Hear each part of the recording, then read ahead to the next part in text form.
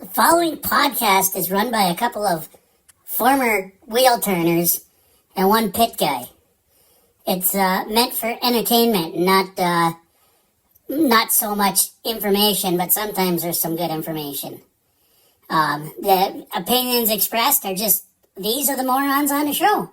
Not necessarily right, not necessarily wrong, not the views of any of the sponsors or anything like that. So, these guys, they're going to be talking, they might swear here and there, so if that offends you, either grow up or get a little permission from mom and dad.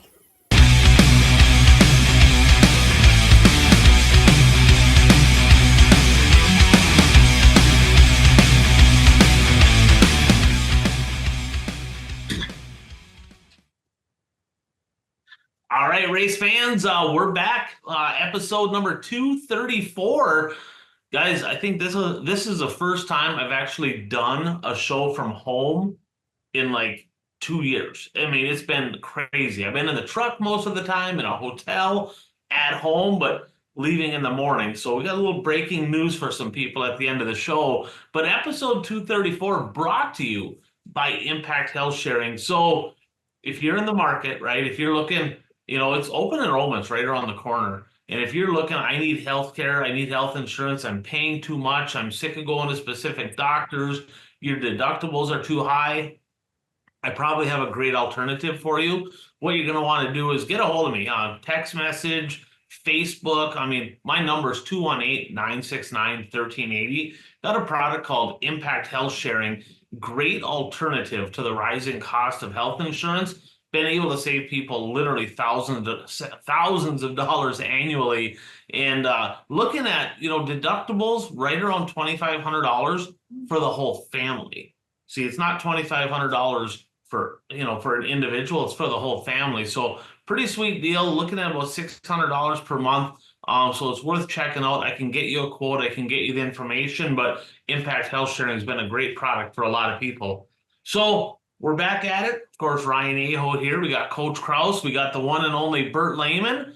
Coach, oh man, I got to give us your recap. As painful as it is, the high flying half mile, the one to go show 29 star, not the best night. Not the best night. What happened at Alexandria for Coach Kraus? Bert, the guy gave me a hard time for not even finishing a race to start the year. And then now I've actually, not the heat, but I finished the feature again, Bert. And then now he's ripping on me again. So I'm in like a no-win situation here, Bert. I can't do nothing right. So 50% not bad. I mean, that's still an F. 50% is still an F. So Bert's given, if Bert is giving Nick Anvilink a C+ for the season he had, I don't even want, he'd have to make up a new letter for what you have going on. So no, I blew a water pump gasket in the heat, and there was no sense. I had started in the back. I was actually up to fourth, and it was all over the two guys in front of me. But started blowing water with only 7 cars. There's no sense. So I was going to be starting fifth or fourth, fifth, seventh, or somewhere. So, and then it just wasn't very good in the feature. Made a couple adjustments I thought that I needed to make, but that obviously didn't work. So at least now I got a car, Ryan, that when I do something to it, it actually does what it has been, unlike my other car. So that's a bonus. So we'll get to work and we'll get after it. So it was a tough, we only had 7 cars, but all 7 cars are previous winners at Viking Speedway in the Superstock class. You get a class car and you only have 7. That's not very often, but all 7 of us had won in track championships in there, obviously then you throw Ryan Satter in there. It was a stout 7-car field, but it is what it is. We'll get back to we'll get in the shop and get her faster and get her better. Sounds good. Well, you got to get that 29 star in victory lane. I'm not sure, right? But somebody maybe needs, you parked right by it. You should know where it's at. I'm not really sure, but hopefully you figure that out sooner rather than later. And I am gonna put the blame on the night on Good Jeff. So I'm standing behind my car at the races and my phone rings. And it says Good Jeff Pick'em. That's what I got him named in my phone. He called me because his bold prediction on me was due He told me I had to have a win by the end of July. So he completely jinxed me. He threw me all off my game. He said, "You're going to win tonight. You're going to have a great night." He 100% completely screwed up my whole night. Well, and he sent me the stats, and lo and behold, he did not mark that one off as a wrong. No wonder he's freaking leading everything, right? Right? He literally did not mark that one off as an incorrect deal. So we're gonna have to get after him on that one, but we'll square up on that. We'll make it right for sure. So Bert, you do any racing here this weekend in Eastern Wisconsin? Did you go to Shawano? I went to Shawano on Saturday night. And watched the Dirt Kings watch the entire show, but the Dirt Kings were at Shawano. So unfortunately, they watered the high side. I thought there would be a 2-lane track, but about maybe halfway through, it looked like it rubbered up because nobody was moving anywhere. So but it is what it is. Well, give us a little recap. I mean, I know you got some other stuff for later, but anything exciting happen over at Shawano? I know the Dirt Kings are struggling. You said something about they're down to only 2 cars have attended all races. Well, I was mistaken. They're down to 3 cars that have attended every race. But if Nick Aveling holds true to his word, they'll be down to 2 cars next week because Nick said he's going to Cedar Lake. He posted on Facebook this morning that he's Cedar Lake bound next week. Well, I did reach out to Nick, and he said I might go to Cedar Lake, but his kid is actually in playoffs to try to go to state tournament, I think in baseball, right? And I said, Nick, all right, here's the deal. It is not okay. It's not, I mean, we want you to Cedar Lake, but it's not okay to cheer for your kid to lose so you can go race. Hey, you can't do that. That's bad parenting skills right there. You got to cheer for your kid to be successful. And if you have to miss racing, so be it. Yeah. But good Nick Handling's kid. I talked to him last night because I interviewed him for a story about him. And I didn't mention this last weekend because I honestly, I wasn't aware of it till somebody brought it to my attention. But when Nick Aveling won the feature, not this last Saturday, but the Saturday before, he tied Pete Parker for the all-time feature wins list at Shawano Speedway with 92 feature wins. And I mean, obviously, Pete Parker's totals are all late model. Nick has 4 modified, and that feature wins, and then the rest are late model feature wins. But overall, they're tied with the same amount. And I know I've heard that rumors that this was going to be Nick's last year racing and that sort of thing. And I asked him if it's his goal to reach 100 feature wins at Shawano Speedway. And he said that he thinks it's achievable. He says, I don't know how long I'll be racing, but I think I can get to 100. So that doesn't sound like he's hanging it up after this year. That's a shit ton of wins at one racetrack. I mean, I know a lot of racers that don't have that many wins total between all their between everything, and to have that many wins at one racetrack, that's freaking remarkable. So that's he's man. There's no doubt. And his dad was a great. But when I interviewed him, I asked him where he was going this weekend, and he said, "Well, I'm planning on going to Cedar Lake, but my son's playing in a baseball tournament, so I don't know if I'm going to be racing at all." But then on Facebook this morning, he posted he's going to Cedar Lake. So I guess we'll see where he's going. We'll see what happens. So I made the trip. I got a little grief here a couple weeks ago about, all we do is talk about races we watch online, right? And I went to a race, second week in a row. I went to another race. So I went down, went down to see what the One to Go Show 83 cars had to do. And lo and behold, Dave Dulcia kind of heating up here a little bit, back-to-back wins. He has a point lead right now so big that he can miss a night. I mean, super consistent. He's in the top 2 or 3 every single race. He was getting awfully disappointed that he couldn't find victory lane. It's like, dude, like not many people get super upset about second, right? Most people are like, hey, that's pretty solid. But after the year he had last year, he's like, I got to get back in victory lane. 2 wins in a row, had a straightaway lead, guys, yellow, 3 to go.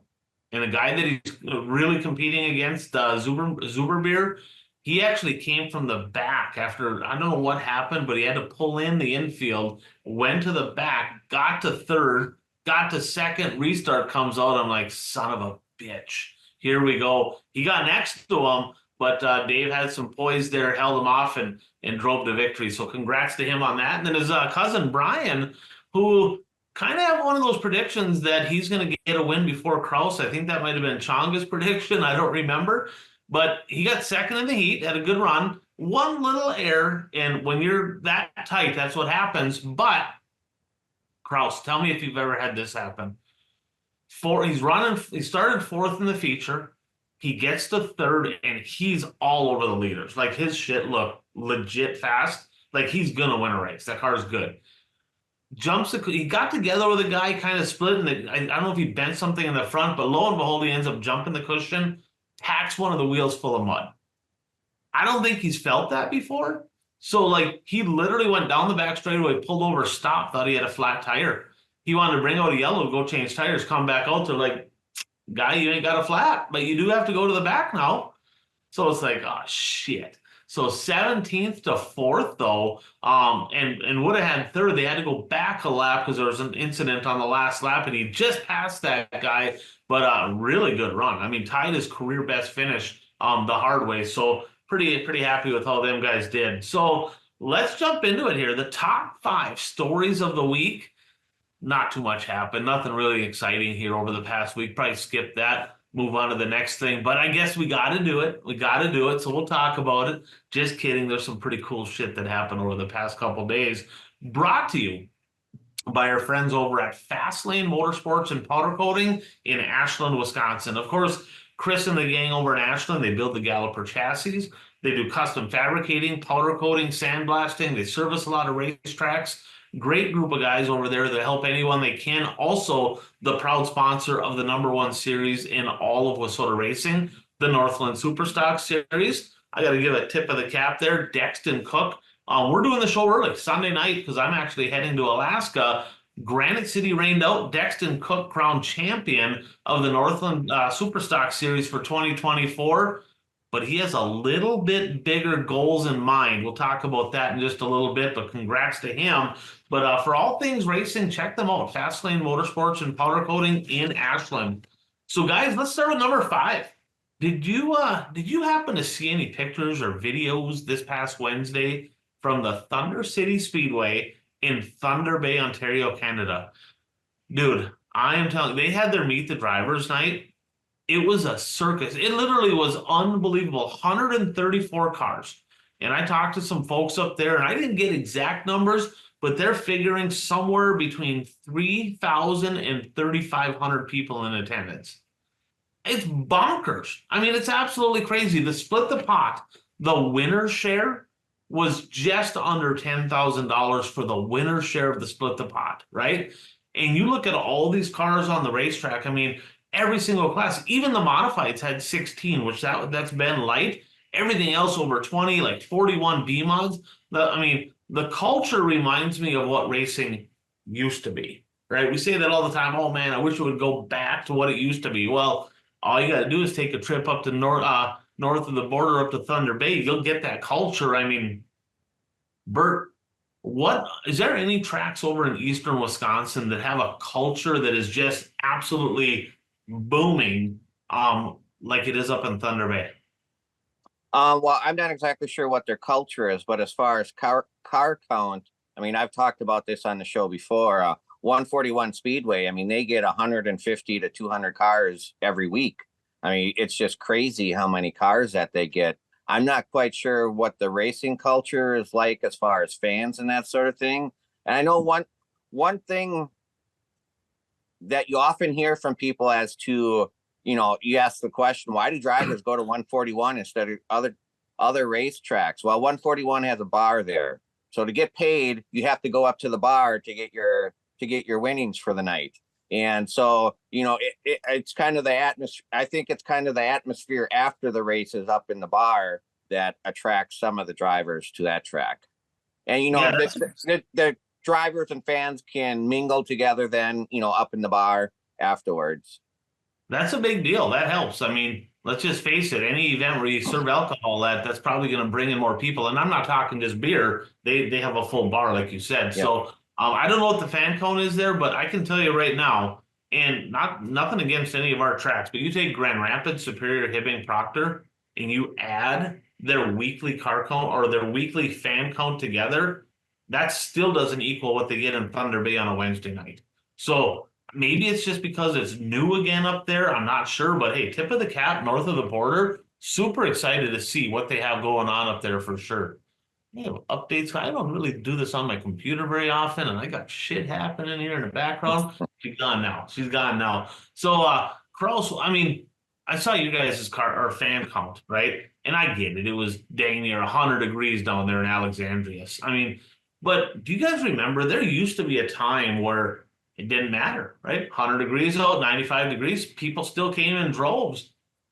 And people, I mean, I've been one of the first people to talk about it. Oh, it's live streaming. It's live streaming. But it's beyond that, right? It's not, I mean, you talked about it, Kraus, the numbers. It wasn't huge, the people staying home from Alex to watch the races at home. Now, they might have been watching something, right? They could have been watching the PDC or multiple different things or whatever. But I mean, the internet as a whole has completely changed the landscape. I mean, if it's too cloudy, people don't come. If it's too hot, they don't come. If there's a chance of rain, they don't come. If it's too far, they don't come. I mean, if their favorite driver is not going to be there, they're not going to the races. I mean, every excuse under the sun. And I don't know what you guys think, but I can tell you. So the PDC we'll talk about, that was great online. But there's still nothing compares to actually being at the racetrack and being at the event. Totally different experience, and it's sad. It's going away. It really is. I'm scared for it, but Thunder Bay, they're doing it right, and I've had a few people reach out. Scott's reached out and he said, "Hey, get your butt up here. I'll give you a tour. Right? You got to get up here." So that's a goal he wants all of us to come up, right? If we went up there, shit, we could do a show up there. It'd be super fun. Maybe even get the 29 star up there for a super stock race on a Wednesday or something. I might have to do that when I get back from I don't know what your hockey schedule looks like the next month or whatever, but we might have to take a road trip, Kraus. I gotta check. I don't know if I can get over the border, Bert. I gotta do a background check on myself, make sure I can get up there. The last time I was in Thunder Bay, see these 13 stitches underneath my chin, Bert? I landed on a guy's skate blade. Could have been really bad when I was playing there. And I'm part of the good old boy club, Bert. They stitched me up right in the opposing team locker room. I went right back out there and played the third period. So played the whole next game. I didn't miss it. I missed a couple shifts. That was about it. So, I look at the fan count, Ryan, and if tracks around here got 1,500, 2,000, the purses would be bigger. There would be zero issues with racetracks closing around here. There'd be zero issues. Trust me, I know. And it's something that we got to try, and you try to do things. You're doing kids nights and you're doing all this stuff, and people think this Dirt Race Central thing is gone. If you've seen the Dirt Race Central numbers, I mean, I'll tell you right now, I had 39 people logged in and watch it. The 39 people more at the racetrack is not going to pay the bills. Cedar Lake only had 69. You know what I mean? And that was a $5,000 to win mod race. So that, they weren't. People act like there's 2, 3, 4, 500 people watching online on Dirt Race Central. They're not. Okay. Yeah, there's you might sometimes get a group of 5 or 6 that do it and watch that it's a family and they couldn't make it to the races. Hey, great. But yeah, it's at the end of the day, Ryan and Bert, fans pay the bills. You can have all the cars in the world and all this and that, but obviously more cars probably is going to bring some more fans. But we got to make sure you're trying to get fans in the stands different ways and giveaways and freebies and almost make the racing secondary. Try to get other people involved in the sport. Non-racing people is a big thing that you have to do. You have to try to get non-racing people interested in coming for entertainment. So it'd definitely be worth the trip going up there just to see the atmosphere and the people. And I'd like to hear what the people think, the fans. You know what I mean? Because I guarantee you they don't have 3,000 racing fans up there. There's non-racing fans going to the races there. So I'd really like to hear their opinion on why do you come to the races? Why do you come to the races in Thunder Bay, and what's it do? So it's cool to watch all that stuff. And like I said, we watch races nonstop, so you get to see all these things. So tip of the cap to them, doing an awesome job and keeping the sport alive and well over the border. Well, I heard somebody say this a while back. People like to go where people are, right? People like to go where people are. So I did a hairball concert. I was involved in the Hibbing Raceway when we did a hairball concert, and we did pre-sale tickets. And those pre-sale tickets drove in more interest for people to come. So I don't know what the answer is. I mean, I look at it, the only seat that costs the racetrack money is an empty seat. So it's like, I don't know, I'd give away 1,000 tickets a night if I was a promoter. Now you got to figure out a way to do that so they're not giving it to people that are already coming. So you got to make sure you don't cut your own throat there. But man, I mean, you're spot on. Got to figure out a way to fill the grandstands if we want to keep this sport alive. All right, number 4, hammer time. This one was pretty cool. So you talked about that $5,000. It turned out to be $6,000. They added 1,000. They had a couple sponsors kick in. So month of money, modified A-main, 6,000 to win Cedar Lake Speedway Saturday night. The Hermantown Hammer, Daryl Nelson. About 10 to go, roughly 12 to go. He was back in 6th. And he had to kind of work his way up in there, just methodical on the bottom. I mean, he hit his marks lap after lap and got a little lucky breaks along the way because I think Ebert, I'm not sure what happened, but he spun out. Daryl might have been ahead of him when that happened, or it was about the same time. Jake Tim was running second. Looked like he was maybe going to make a bid for the lead. Right rear tire. And kind of stalking, drove away, and he ended up gapping him by dang near straightaway. But with the year that they had, I mean, you look at it. His wife had the bad accident with the trailer last year. Daryl with the cancer stuff, super emotional in victory lane. I mean, and that's what it's all about. You see people win, and you see some people that are like, hey, done this before, it's all good, right? Or you see sometimes the fake, like I'm super excited and they're being obnoxious, right? Which is all right. Got to have the excitement. But you can tell this means something to the Nelson family. I mean, that's been a racing family his whole entire life. And for them to go through what they went through and then park it in victory lane, call me a homer. I'm a Daryl Nelson fan. It is what it is. But to me, that one was super cool. We're going to put that one at number 4. Did you guys get a chance to watch that race at the Cedar Lake Speedway? Track was pretty sporty too. Yeah, I did watch the modified race at Cedar Lake, and I mean, I knew the outcome before I watched it. So like you said,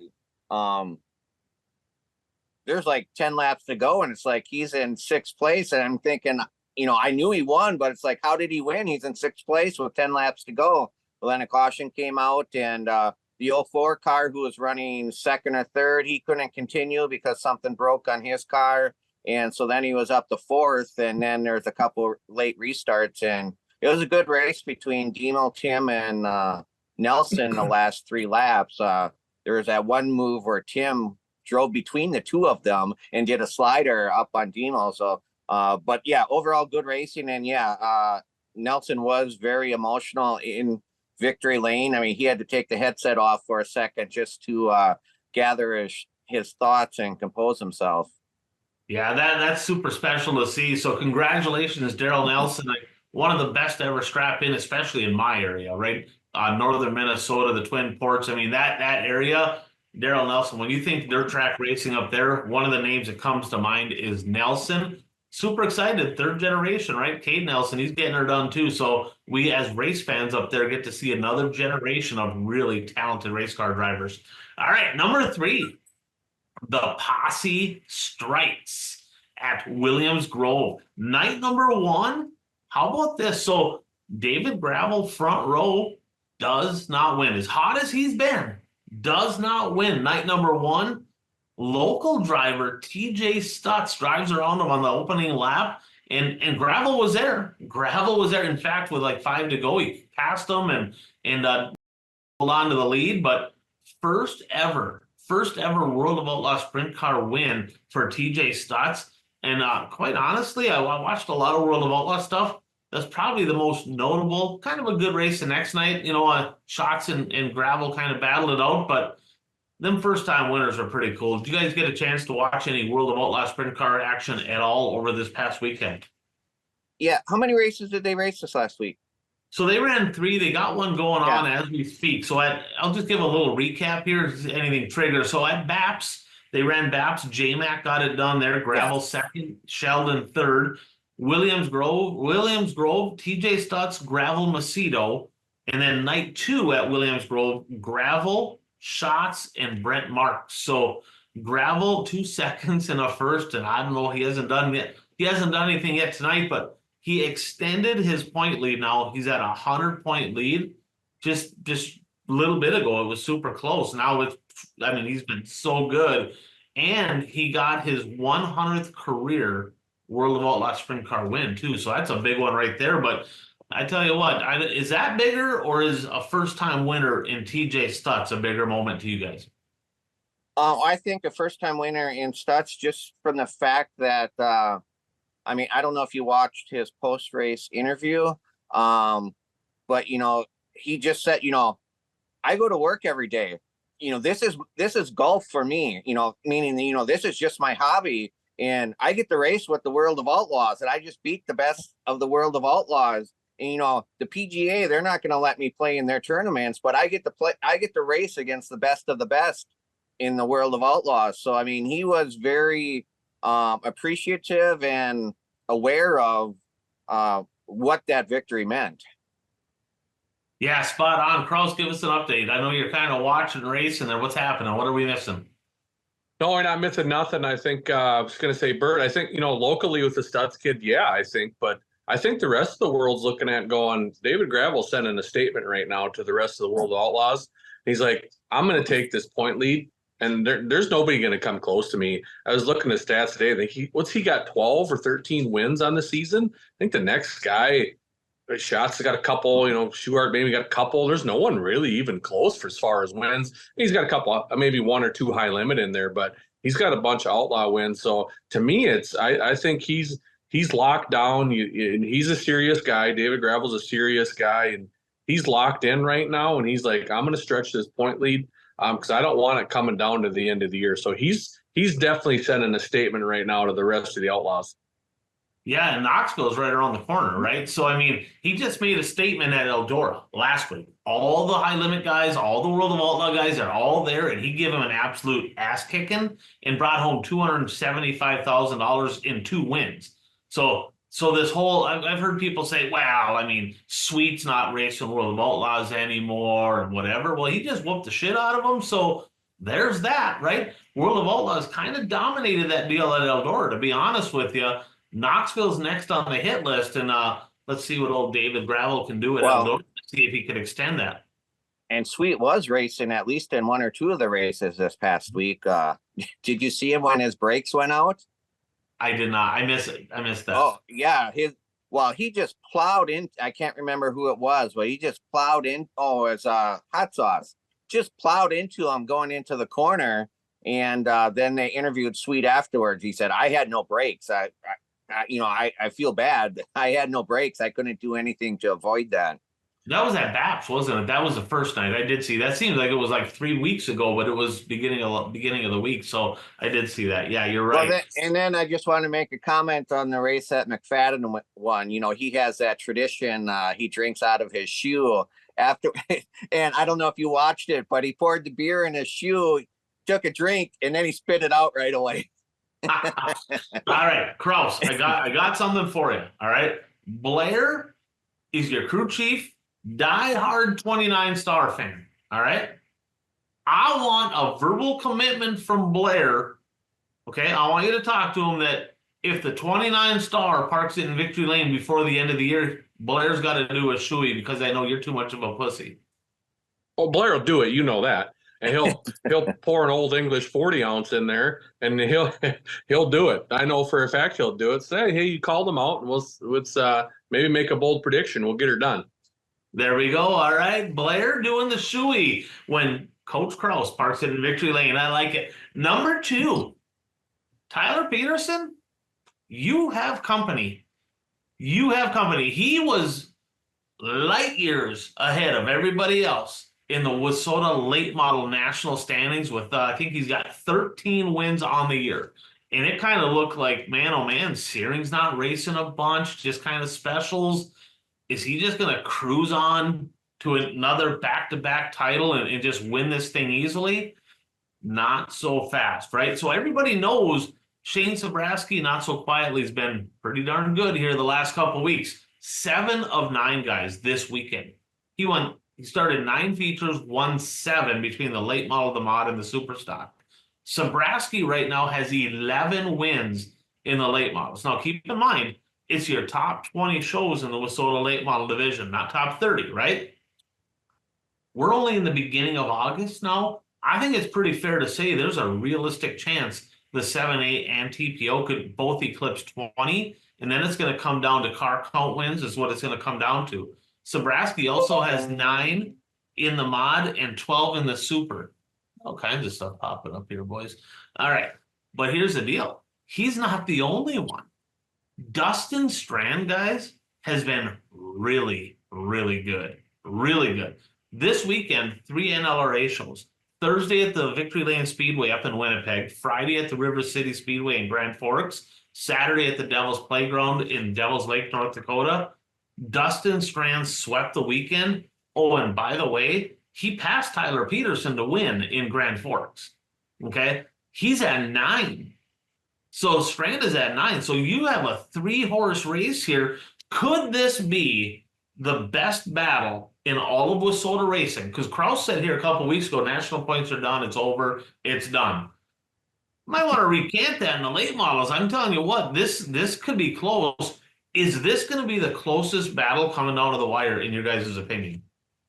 I'll let Kraus go first. Yeah, well, it's looking like it, Ryan. And here's the deal now with the new 113-point deal with the 26 plus cars. So I know you forgot about that too. So Bert, this year we added another point. So if you race against 26 or more cars, you get an extra bonus point compared to, and I know TPO has some, I know Shane has some too. You know, Shane's running the big series and TPO's got some challenge series wins in there with the extra car count. And even the second place and third place with the second place with that extra car count could come in key too. So, you know, it's going to be interesting to see where these guys go because, you know, they got that long stretch coming up here with the challenge series, that week-long deal. It was like a 6 or 7 in a row. It's going to be interesting to see where they go. You know, Strand's going to stay around, run the NLRA stuff around there. You know, where's TPO going to go? When's Shane going to go? Because maybe they're going to go race against each other head to head. You know, or are they going to cherry pick, go pick up their points, or Spraski's always running against car count. So this is going to be really interesting coming down the stretch. It's exactly what WISSOTA needs. It's the premier division. It's what we want. I think that for the most part, I think the Challenge Series has been a success so far this year with the car counts and with the way the racing has been. So this is exactly what we need with WISSOTA land. We need the late model guys. And you're talking the big guys too. You're not talking your TPO and even Strand. Dustman's and Racing Forever's got a lot of wins, and then you throw Sabraski in there. This is exactly what we need, and it's going to be fun to watch. And Strand has multiple national titles. I think he won in the Midwest Mod. I know he's got for sure one. I think he might have 2. I should have it in front of me. I should have looked it up, but he's got multiple national titles, former late model national champion, TPO, the reigning champ. Sabraski's got more national championships between all his classes than anybody in WISSOTA. So these 3 drivers know how to get it done. And yeah, you're spot on. This is good for racing right now. Bert, your thoughts? Who, if you had to pick one right now, right? TPO, Sabraski, or Dustin Strand, right? Based on what you've seen, who's the favorite to win this deal right now? Well, that's hard to say because, I mean, TPO was so hot earlier in the year, and now Sabraski's really picked it up. So, if I had to place a bet right now, I'll go with TPO just because he got off to the good start, and we know what he can do. And you know, Sabraski, sometimes he's racing 3 cars. So, you know, is that going to start to impact his racing, or, you know, will he not race one particular division, you know, to concentrate more on the late model? You know, it'll be interesting to see how that all shakes out. Puka actually sent me an email this year about Sabraski and said, Could he win the national title, the Challenge Series title, and the Rookie of the Year in the late model? He could. You know what? I don't have Crow. So you know what? I'm on my phone. I'm actually doing it on my computer so I can look this up. I'm gonna look up the Challenge Series right now. But fans, why don't you punch the buttons below and why don't you let us know what do you think? I mean, do you think it's gonna be Sobraski? Is he gonna come from behind? Is TPO gonna kind of get it together here and get back to the front, or is Dustin Strand gonna come out of nowhere? So in the Challenge Series right now, guys. I mean, Searing's leading. He's been the guy. He had a rough week, but he had a nice rebound in a backup car in a Steve Okowski's car to salvage that point lead. But Sobraski's a bunch behind right now. 938. So he's 62 points, 64 points out of the lead right now.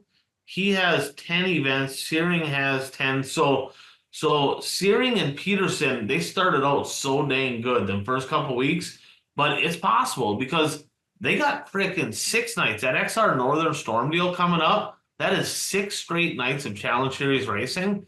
And I can tell you this much for free. Cole Searing and Tyler Peterson, they're not going to their favorite racetracks.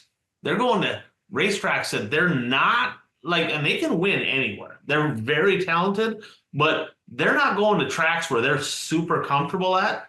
All of these tracks they're going to, guys, is Shane Sobraski country. You got Princeton, you got Ogilvy, you got Hibbing, you got Proctor, you got Ashland. I'm missing one in there. What the hell's the other one in there? You got Princeton, Ogilvy, Hibbing, Superior, and got it. All of those tracks, Shane Sobraski has a shit ton of wins at. I mean, he has more wins than those guys by a long shot at those tracks. That is like going to his home turf on a 6-night swing. So the landscape of the Challenge Series points, who could spot on? This could be completely flipped after that next week of Challenge Series racing. So it's going to be fun to watch. Keep an eye on it. Very, very good race car drivers, all 3 of them. Add Searing in the mix, and I tell you what, it's going to be really, really exciting. All right, boys. Number 1, there's this little race in Illinois. Nothing real big, nothing to see here. Holy shit, #falls. Unbelievable. So I'm going to start this with a fan question, okay? Because unless you live under a rock, you already know who won the race, kind of a little bit know the storyline. But Wade sent in a fan question. Did Bobby Pierce just have the single best performance in a dirt late model ever? Go ahead. I'm going to say no. I mean, he had a great performance. Don't get me wrong. I mean, it was an awesome performance. But I'm not going to say it was the greatest performance ever.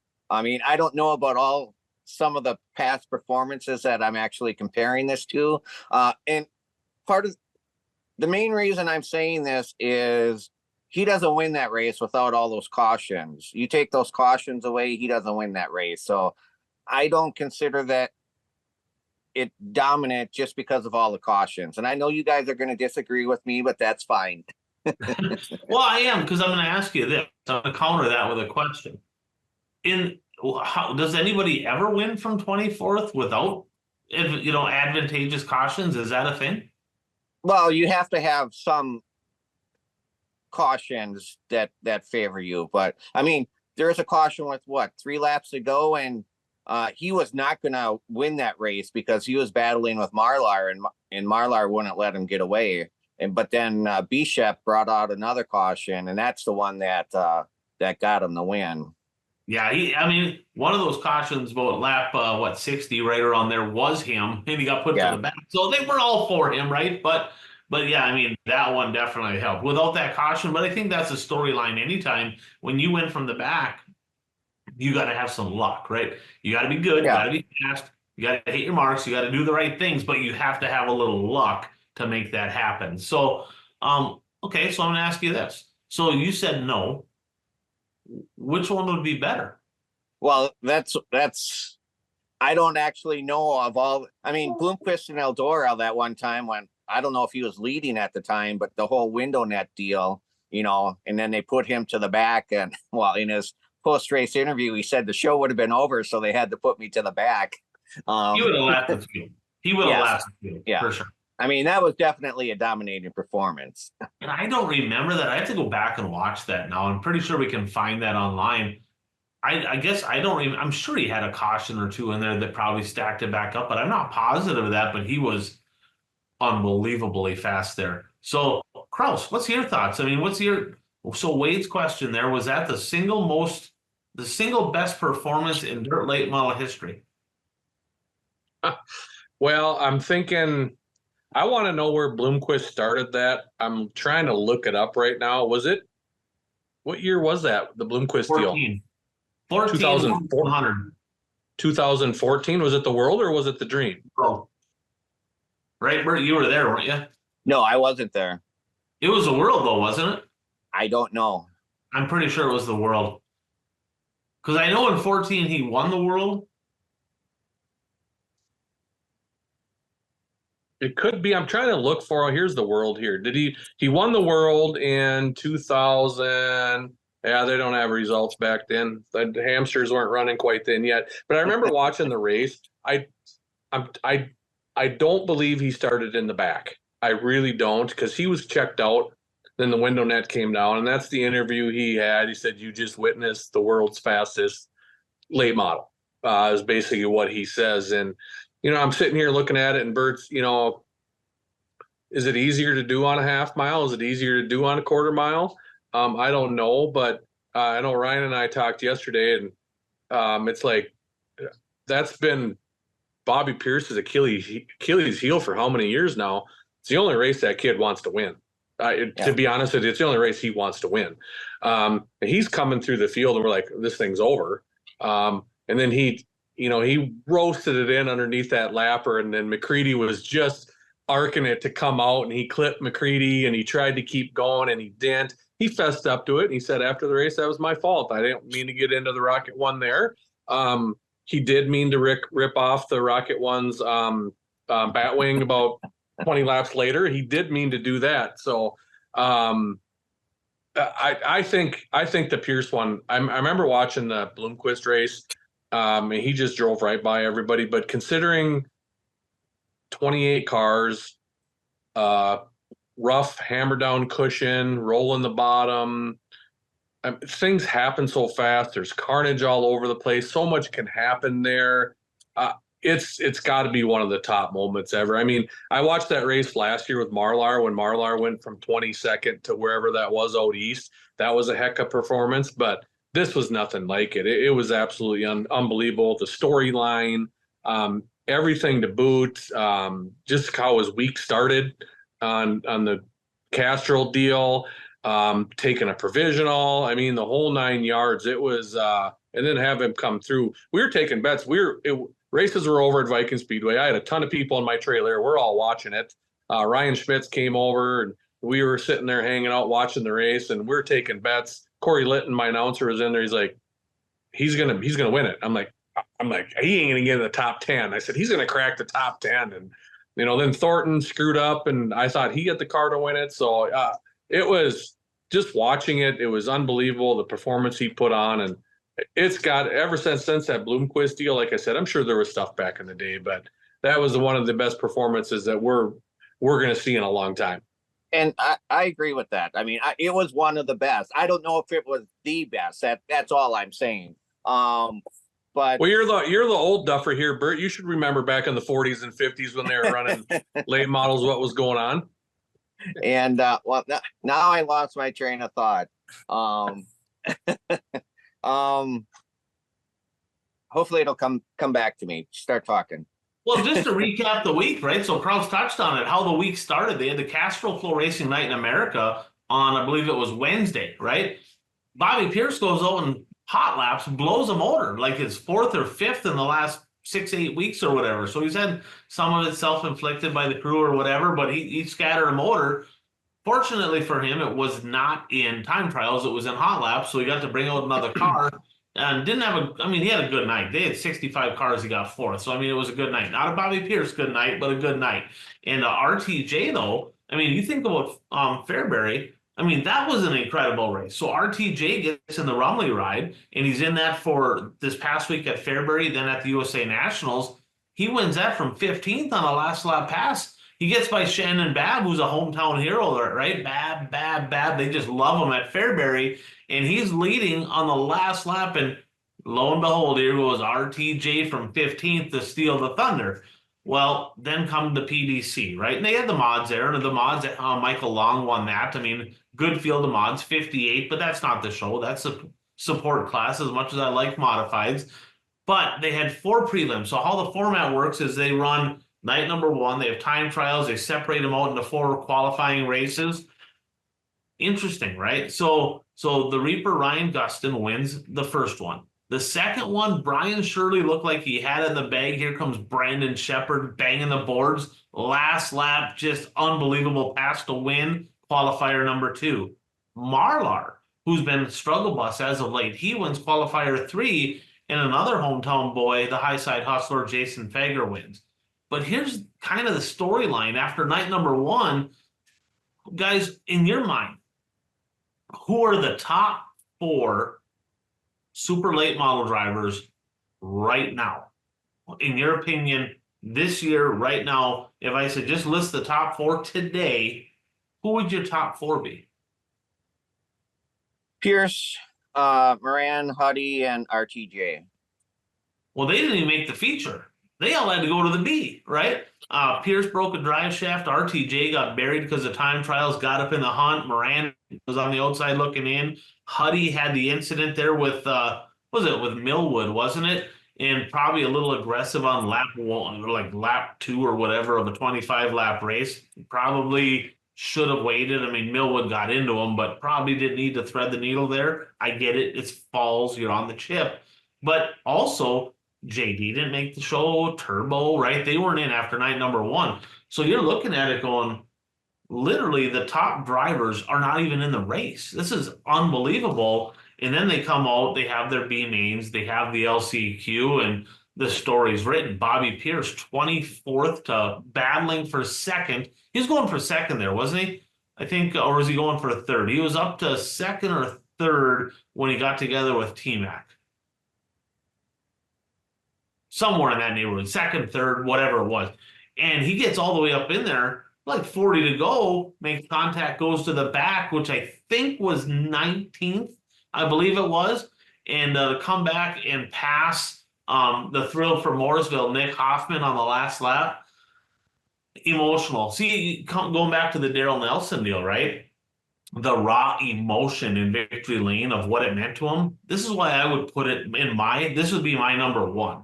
Because the Bloomquist deal, the emotion wasn't there. He'd done it before. He'd won that race. He's been dominant at Eldora. I mean, it is what it is. This was his first win there, and to come from the back twice to get it done on the home turf.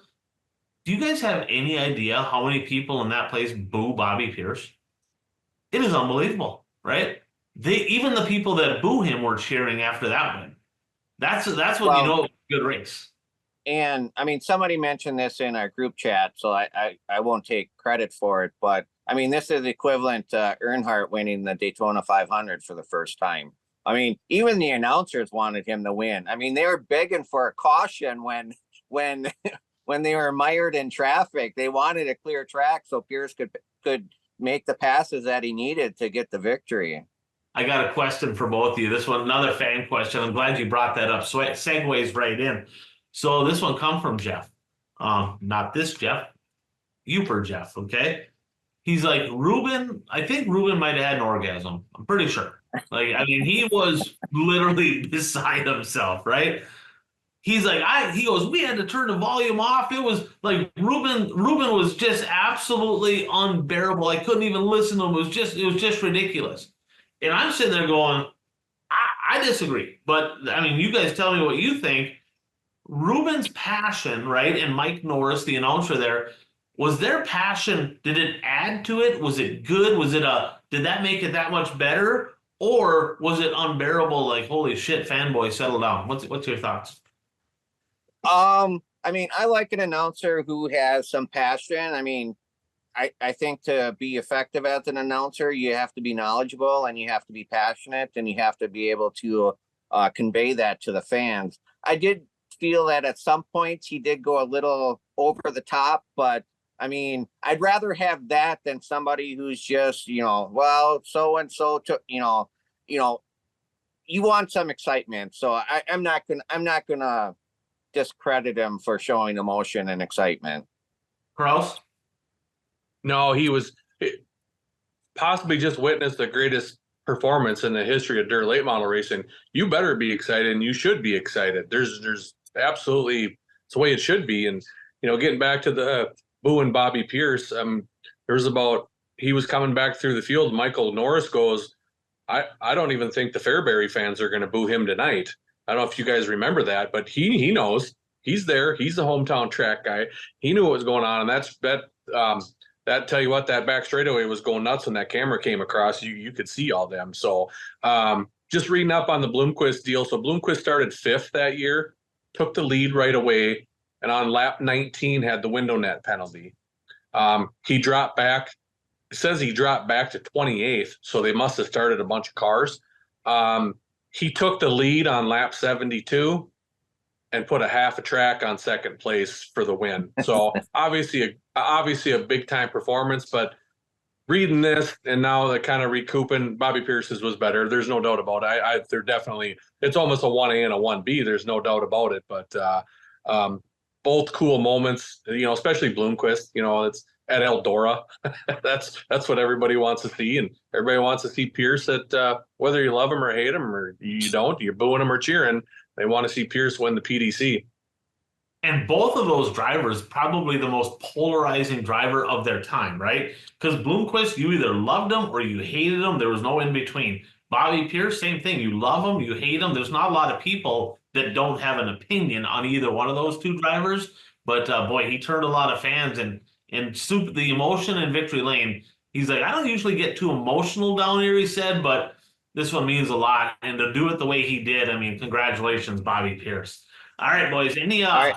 I have a couple of things. First, I have to talk about the format. I hate the format. You race 2 races for a feature that pays $50,000. I mean, if you have a bad qualifying lap, and I'm a little bitter about this because I had Superman and he had a bad qualifying lap. I mean, once I saw qualifying, I knew Superman wasn't going to make the show. He was mired in deep in every race. And I wish there was let him race. Get him out on the track more and let him race.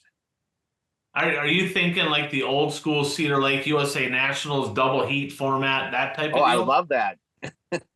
I gotta be honest. I mean, I thought the draft worked out pretty well. I'm just gonna go ahead and point that out. But I don't know. I don't think too many people were disappointed unless you had a betting interest in it and it didn't go in your favor. And then the other thing is, no, go ahead.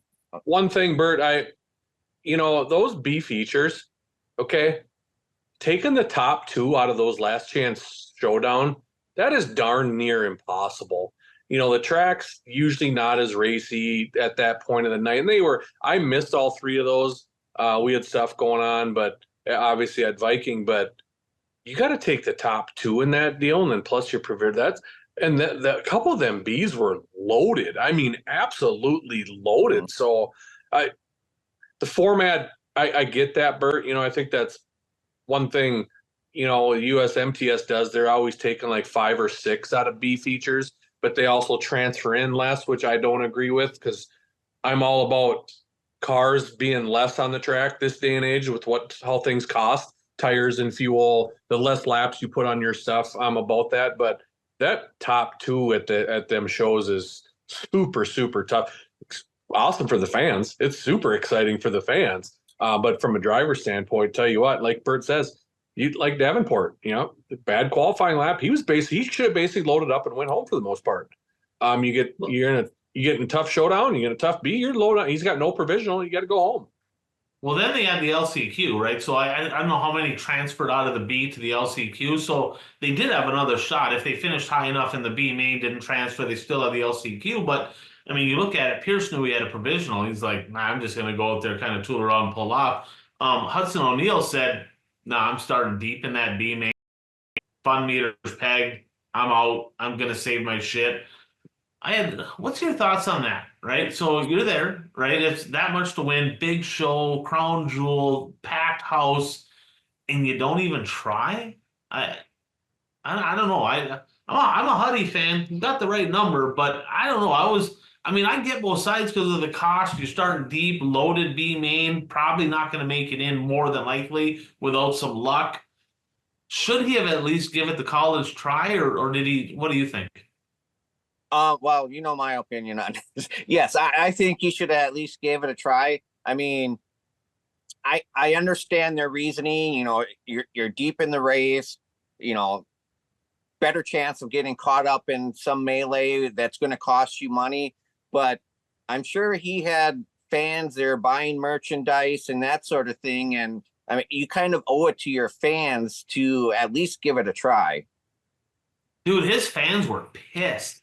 Like I'm on his fan page on Facebook, and some of them were like, "I'm gonna have to get a new driver. This is bullshit. I can't believe he's not racing. Like this is ridiculous." I'm like, yeah, his fans were not happy, and I'm guessing this wasn't he's a driver, he's an employee. I don't believe he makes that decision. I mean, he may have obviously input in the decision, but ultimately, I'm guessing that decision comes down from the car owner. I don't know that for sure. I'm assuming that's the case, but man, oh man, yeah. Kraus, what's your thoughts?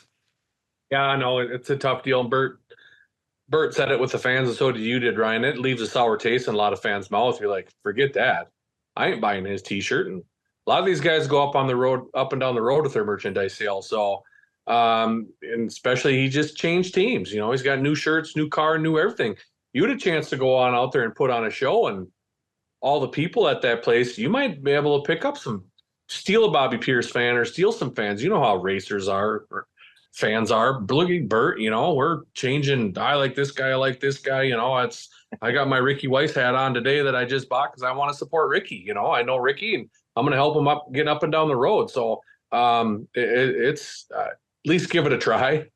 You got to go out there and spin out or cut a tire down or do something, but don't leave a sour taste in your fans' mouth. That's for sure.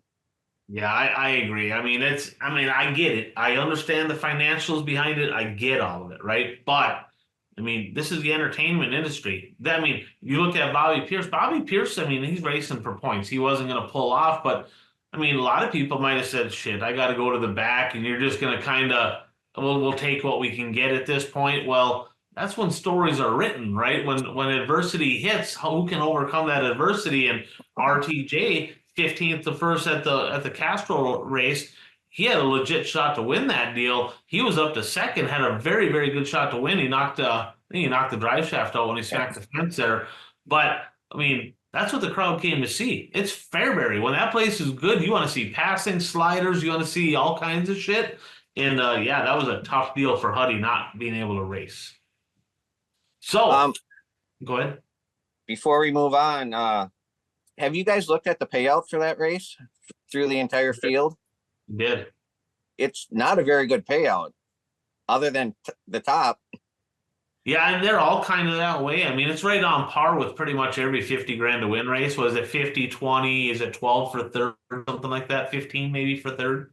Well, according to the World of Outlaws site, Dalton Wilson finished third and got $5,500. Yeah, no, that ain't right. World of Outlaw posted a bunch of shit on social media last night. Me and Kraus were looking at like these guys don't have a clue. Like, who are they hiring here? Because they have third at 5,500 and fourth at 45, fifth at 4,000. No, I got it right here, Bert. I got it right here. It's give me one sec. Okay, the World of Outlaw website isn't right then. Third is 12 grand. Okay. Yeah, 50, I saw this. 50, 20, 12, 7,500, 6 grand only for fifth. I mean, only, but 6 grand for fifth, and it was 3,000 to start. So, okay, because they had 18th on back was 1,500. So I don't know where they got up with their numbers because I printed this out right before the show, so it's not like I did it last night. But yeah, Nick Hoffman, even though he finished second, he got a lot of lap money. He made more money than Pierce. Yeah. What did we Yeah. come up with? 59,500, I think he got. Pierce led one lap, so he got 50,500. Now, Yep. with that said, 30,000 difference, it would have been 89,500 if he goes on to win that race. So getting passed on the last lap by Bobby Pierce cost him $30,000, but that kind of stings. Well, Nick Hoffman, he was a sitting duck that last lap because no matter what he did, Bobby Pierce was going to do the opposite, and he was going to go 120%. And checkers or wreckers, I think it was going to be for Bobby Pierce.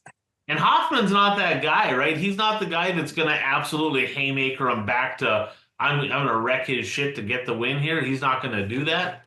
Pierce might have. Pierce may have drove right over his hood to win that race. And that's just a difference in driving style for sure. All right, a little more fan feedback here. I want to give a shout out though to our friend Nick Hoff over at Hard Charger Performance Specialties in Sydney, Montana. Known Nick for a long time, built engines for me, good buddy of mine, Provenzino, and many others, right? Over 20 years of building engines, everything from street stocks to late models, everything in between, you name it, he does it.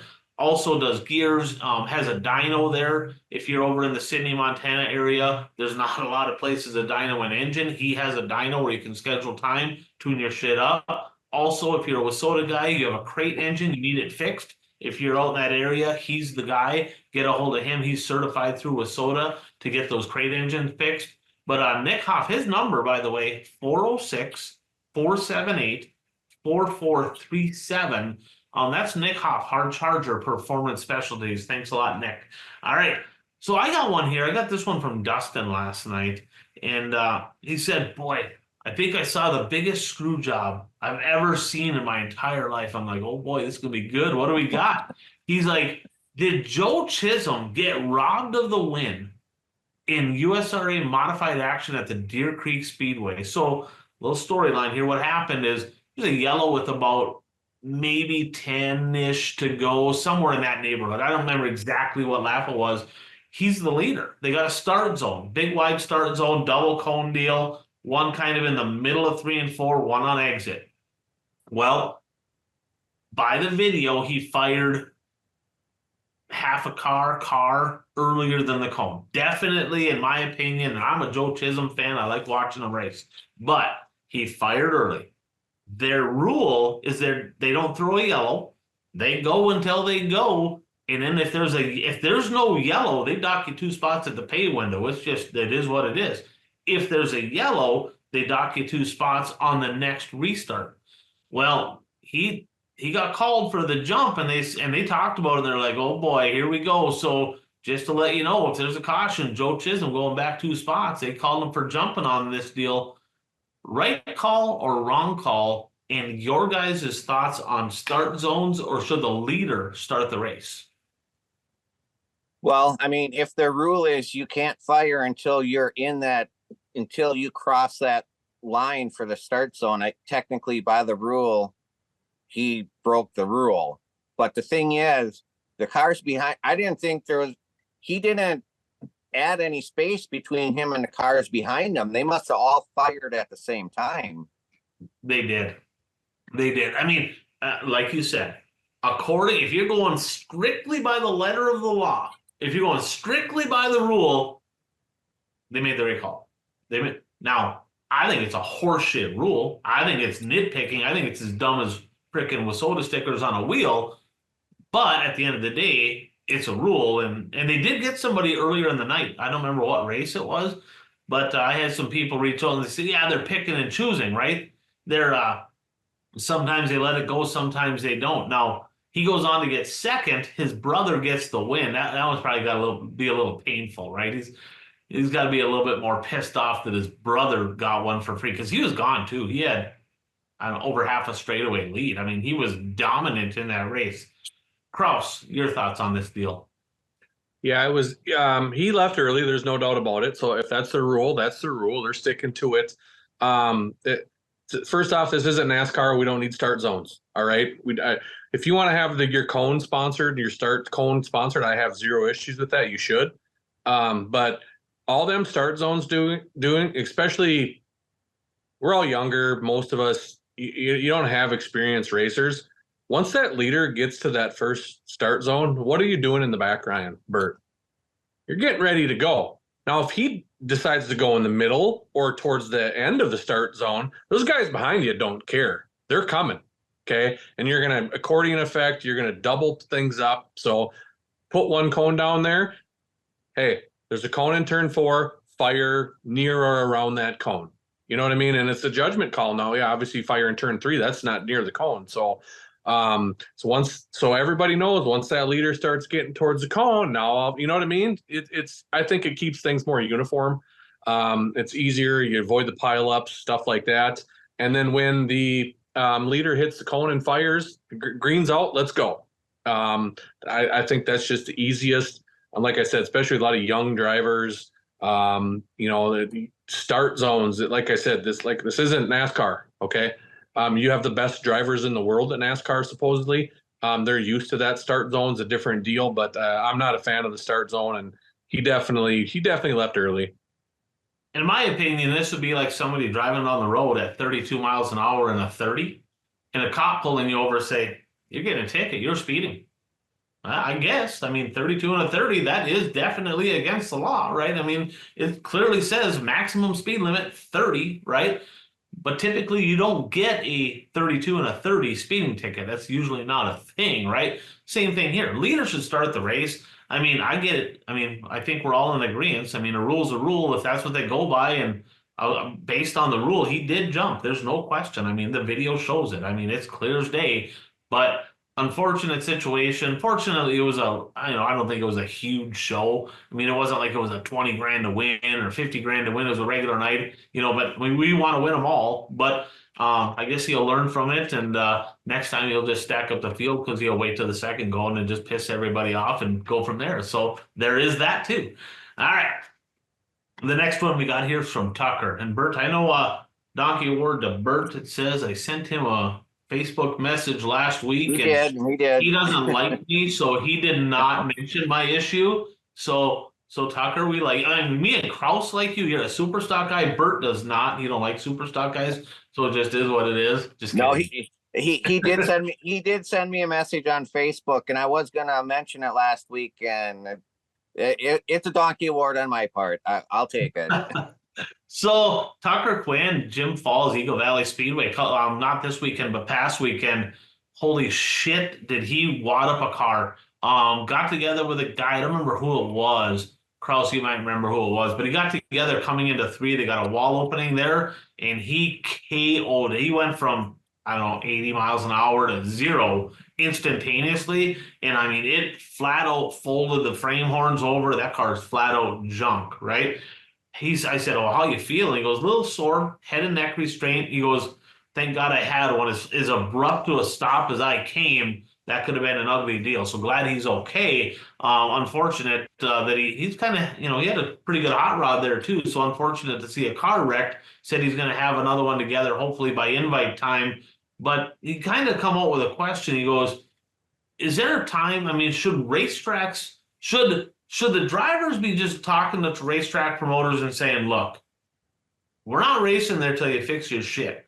I mean, should wall openings be just flat out a thing of the past, banned, put up a gate, restructure it? Superior used to have a horrible wall opening back in the day. They completely redid everything years ago in 1 and 2, and they have a wall opening, but the way that you've got to loop off to come off the track, you can't hit a wall opening, an abrupt ending. Is that something that really, really needs to be looked at in 2024? Should wall openings even be a thing anymore? Well, I mean, I think every track should look at their wall openings and have a discussion, if any drivers feel that they're unsafe. When I saw that accident, I didn't even realize it was a wall opening. I thought they just had the fencing in a triangle sort of way. And I was thinking, well, that's a really stupid way to have the track layout. Well, now I understand it was a wall opening. But yeah, I mean, we saw a lot of bad accidents at Mississippi Thunder, and they finally, took a look at it and decided, yeah, we got to do better, and they did better. And I think all tracks need to do that. I know back in the '90s, that was a big thing with Shawano Speedway was their guardrail system was old and rickety. So if there's a bad wreck, they tear into the guardrails and they tear out like 20 feet. And the drivers, complained and complained. And finally, it's all concrete now at Shawano Speedway. So drivers just need to complain and keep complaining until changes are made. Yeah, hopefully nobody gets hurt. I mean, yeah, tip of the cap to Mississippi Thunder Speedway. They seem like they're always ahead of the curve on most things. And they realized they had an issue down there and they got rid of it. They got rid of that absolutely horrific wall opening they had. Totally better now the way they have it. All right. So I got some feedback here from I guess our Northwoods fan here, Dan. He's a Youper, Dan DeCat. He goes, spoke with some people over at TNT. I think that's Three Lakes, ain't it, Bert? TNT? Yes. TNT this weekend. More than likely going WISSOTA Pure Stock and possibly WISSOTA Street Stocks for next year. So could be a pretty cool thing. We talked about possibly late models over in eastern Wisconsin. Now another track looking to add WISSOTA. Got some insight on the USRA Eagle River style late models. So they have kind of their own deal in Eagle River. They're on a McCreary tire, no grooving, no siping, saves them hours during the week. Very happy with the tire. If everybody's on the same thing, it's a cheaper brand and saves people a lot of time. So he said the drivers up there really like it. He goes, Anago this year, you might already know this, Bert. Anago only going to be doing 2 races this year, Dirt Kings Friday and then September 13th. They were not ready as a group. They were talking about having a more bigger schedule, but they weren't ready. 2025 looking like it's going to be 4 to 10 races, looking like Anago is going to see more racing. And yeah, I mean, if you get a WISSOTA, if they can go WISSOTA over there, you might have like a guy like Anviling, Springborn, somebody like that, maybe making a viable run at a national title. So that's our Northwoods update there from Dan. Bert, your thoughts on, I guess, just the WISSOTA landscape. Have you talked to any drivers? Have you talked to Troy? I know you're going to see him this week at Cedar Lake. How are they feeling? Have you kind of had in-depth conversations about going WISSOTA there in eastern Wisconsin? I have not really talked to any drivers about that. This past weekend, I did talk to. We actually had him on the show. Well, the show that I gave Nick a C+ or a C. Chad. Yeah, I don't know if you remember. He was on the show. That Marquardt or whatever it is. Yeah, Chad Marquardt. He's a photographer for Dirt Kings, but he's also one of those who helps promote the Super 6 series at Plymouth. And I talked to him this last weekend at Shawano, and he agreed that all the tracks who race late models in eastern Wisconsin during the off season, they have to get together and they have to come up with some sort of understanding or agreement as to how to move forward in order for late models to be successful. The only thing is, I don't think the Plymouth cars want to go WISSOTA, so I don't know how that's gonna impact things, because Seymour kind of relies on both the Plymouth and the Shawano cars to make a good show. So I don't know. The late model racing in eastern Wisconsin in the next couple of years is going to be a changing landscape, and hopefully it works out for the best. And I mean, and I'm going to say this, and it's nothing set in stone. I don't know if it's ever going to happen, but I'm hearing more and more rumblings from more influential people about shortening up Shawano Speedway. You heard it here first. So Shawano is going to be a quarter mile. No, I'm not saying that. Bert said so. I heard it from Bert on that podcast there, so I'm pretty sure that's got to be accurate. Boy, that they've kind of talked about that in the past before, never came, right? So I mean, we'll see what happens. Well, the big thing, I mean, like for example, we had a Dirt Kings race on Saturday at Shawano Speedway. There were like 5 Plymouth cars that came to race. I mean, And the Plymouth guys say they don't want to race because the track's too big. But there's car counts in other divisions are just not up to where they used to be. And drivers always say they don't want to race the half mile. So I don't know. We'll see what happens. Like I said, it's going to be interesting in the off season and the next couple of years. Well, Kraus, I'm going to ask you this straight out. You're the promoter at a half mile track, the biggest track in Wissota. Is that a factor that maybe kind of keeps a few drivers away on the fact that your track is so much bigger than all the other tracks in the area? Are there certain people that are like, not going to go? No different, right, than some people like that run a big 3/8 are like, I'm not going to Watertown. That freaking place is too small, tear shit up. I mean, so whether it's too small, too big, do certain people use the size of a track as an excuse not to race there? Yeah, I think so. I've definitely thought about it. I mean, we've kicked around shortening, but you know how much money it costs to do that? That's a lot of money that a lot of racetracks don't have unless you're privately owned. So, but I definitely think it, comes into play, and, changing gears, how that whole thing goes, Ryan, and big track. Oh, it's too fast. And the locals there are too tough. I don't have a chance to win. So there's a lot of factors that go in it, but yeah, I think definitely the size of the track definitely matters. You hear that? Size does matter. Size does matter. All right. So I got another one here from Central Minnesota, Dan. He goes, 3,000 to win at Boone tonight. This is last night. 3,000 to win at Boone, 50 modifieds. 6,000 to win. It was 5,000. They added 1,000. 6,000 to win at Cedar Lake, 25 mods. Right? So crazy. I mean, it just, you look at these numbers, things just don't make sense. I mean, we talked about that with the late models, 50 grand to win shows, 26 cars. I mean, I mean, it's just crazy. Now, cost is a factor, right? And he basically said blue collar racers cannot afford 40 grand, 50 grand race cars. That's just not a thing. I mean, you're working for a living. I mean, you don't have a lot of disposable income. Most people don't have that kind of money. Early 2000s, he had Princeton as an example, but this goes for a lot of different racetracks. There used to be a flat out ton of cars that were, oh, got my dog getting a little excited. Settle down there, buddy. Settle down. Go see. Yep. Brenda scared the dog. The dog likes me better. She's barking at her. So you look back at Hibbing, probably Viking, right? You look at all these tracks, and if you took like a 15-mile radius of the track, there used to be a shit ton of cars within that certain mile radius. Thunder Bay has that going on right now because it's new up there, and they literally get, like, they had 130 cars, and I think like 134 cars. I bet 130 of them were within not too far away from Thunder Bay, right? Pretty big population as well. Well, when you get into a lot of these areas where incomes aren't like massively high, I mean, what can be done, right? I mean, do we got to be looking at more of a grassroots approach to get more people from the community involved in racing, so that way racetracks aren't relying on travelers, right? I mean, I remember a day where the Hibbing Raceway guys, if they didn't have any out-of-town cars, they still had way more than enough cars for a viable, good race program, and they didn't need out-of-town cars and fans and all that to come in.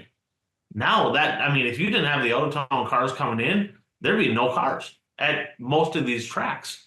And the fans are the same thing. I don't know what your tracks get for fan counts, but a lot of the northern tracks up there, Hibbing, Rapids, Proctor, I'm talking 300, 350 people in the grandstands.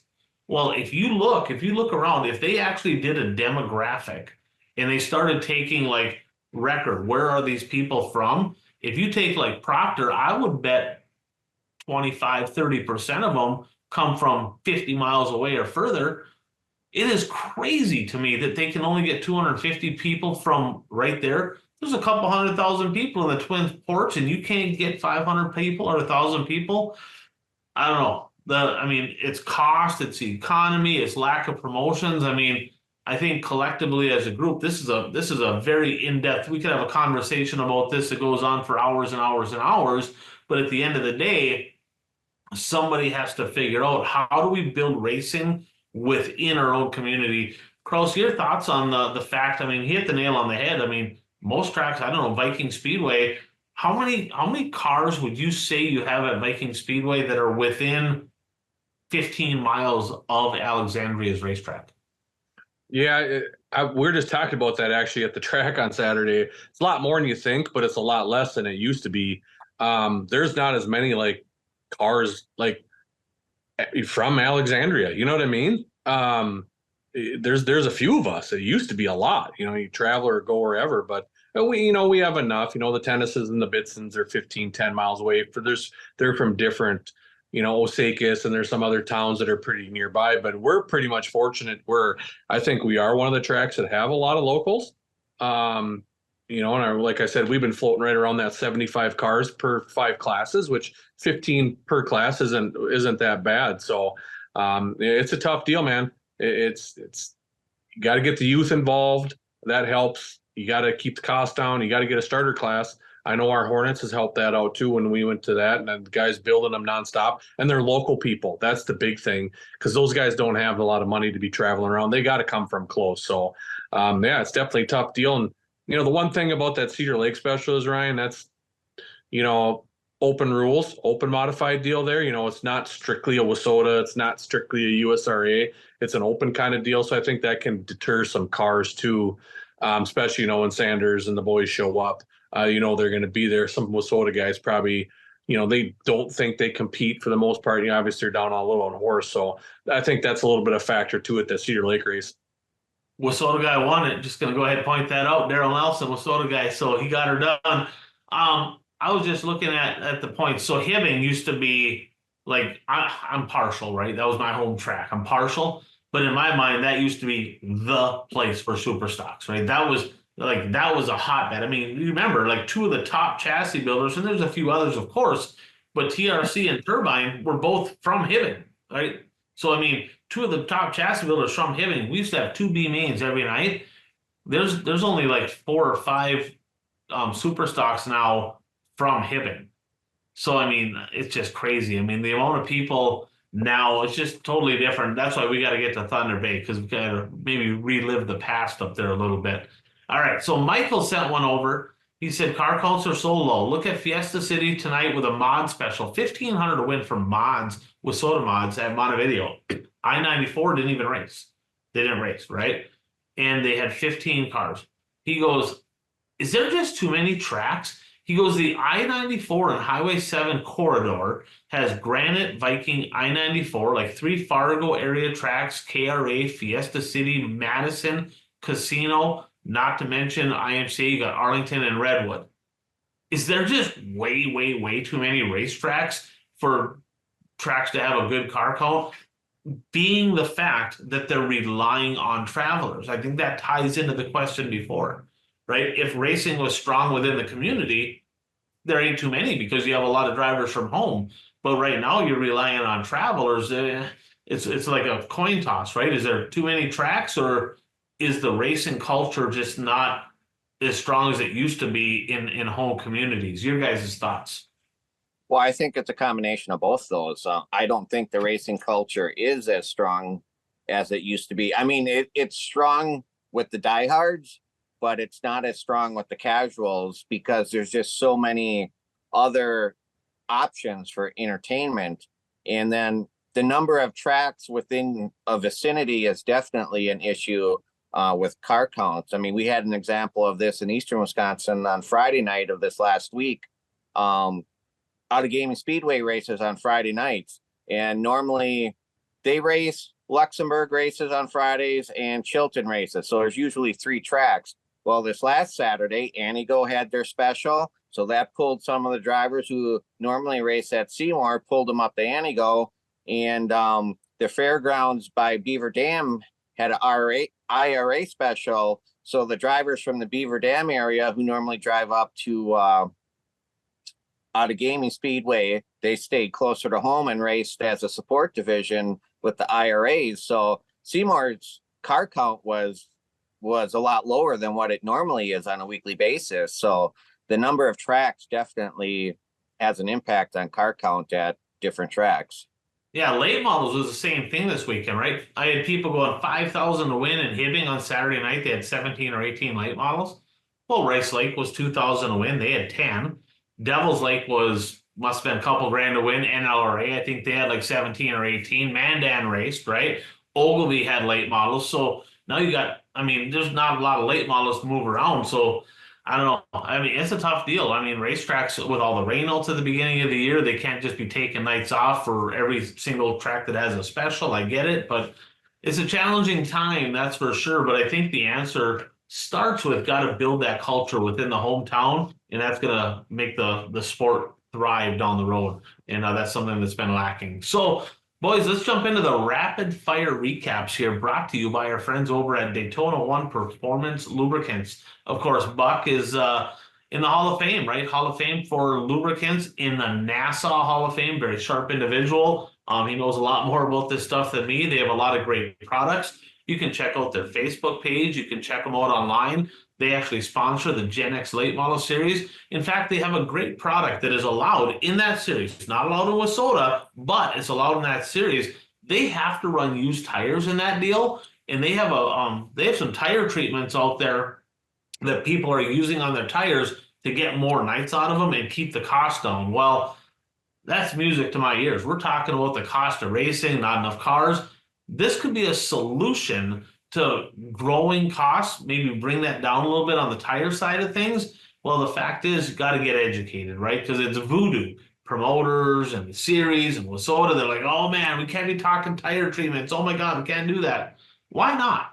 So you're telling me you'd rather talk $180 for a super stock, street stock tire for each tire? You'd rather talk that or $200 a tire like UMP? That's a better alternative than actually treating tires and let people run them longer? I don't know. Somebody's not very good at math here. I think it's worth giving Chad a call, get educated on this. He can hook you up with Buck as well if you really want to get to the bottom of it. But give Chad a call, 507-828-3536. Learn about these products. And if you're a driver out there, it's like, I'm an outlaw. I'm not running for points and I'm not spending that much on tires. They got some great products. I can tell you, there's people using it all over the country with a lot of success, keeping money in their pocket. Daytona One Performance Lubricants. All right, Bert, let's start with you. We'll go to Coach. We'll go to me. So what we'll do is rapid fire. If you had some things that maybe we haven't touched on yet that stuck out over the past week, and then filter that into who's on your hot list, maybe who's on your not hot list, kind of filter that together. Bert, the floor is yours. All right. Well, we talked about it somewhat already, but there are two Dirt King races this past week. They raced at Langley County Speedway in Anigo on Friday night, and Brett Swedberg won that race. Taylor Scheffler was second. Ron Berna was in an accident, almost rolled over, but he didn't. But unfortunately, that messed up his car enough where he didn't make it out the next night at Shawano Speedway. So there are 17 late models at Shawano Speedway for the Dirt Kings.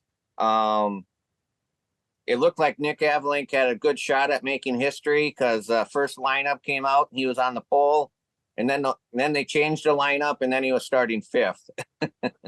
And so history was not made at Shawano Speedway, but Taylor Scheffler made the trip to Shawano Speedway and won the Dirt Kings feature there. He hasn't raced at Shawano Speedway for a while, so it was good to see him at the track. And Troy Springborn was second. And the night before, Troy had a coil come off on his engine or something like that, and that caused him to have a bad finish in the race that I picked him in our pick'ems. So nice. Yeah, you're gonna sit by Springborn here this weekend. I'm gonna have to shoot him a message saying that he's not your boy anymore. I'm not really sure what to think about this. Kind of you're not very loyal, Bert. I don't know. So hot drivers, I mean, I'll go with Taylor Scheffler, finished second Dirt Kings on Friday night, and won at Shawano Speedway. I mean, we were talking earlier about half miles. I mean, Shawano's a half mile, but Anigo's a big half mile. I mean, Anigo is bigger than Shawano Speedway, and I haven't I didn't go to the race, but I watched the feature. Mike's video was there, so I watched the late model feature online, and I forgot about how much the cars spread out on that track. Actually, though, Swedberg and Scheffler made it as exciting as possible for a half-mile track. I mean, they were pretty much bumper to bumper for a good portion of the race. So, and not hot. I'll go with Ron Berna just because he had the bad luck and wasn't able to race at Toronto Speedway. Yeah, hopefully he gets it together. Have you heard anything? Is he going to be ready to go? I know they have 141's got a big one here this weekend. Is he going to be ready for that, or? I don't know. Well, it's interesting as to where he will go, because I believe Shawano's paying $1,500 to win late models Saturday night, and Berna's, I believe, is leading in points. So he may just go to Shawano and not go to the Dirt Kings race.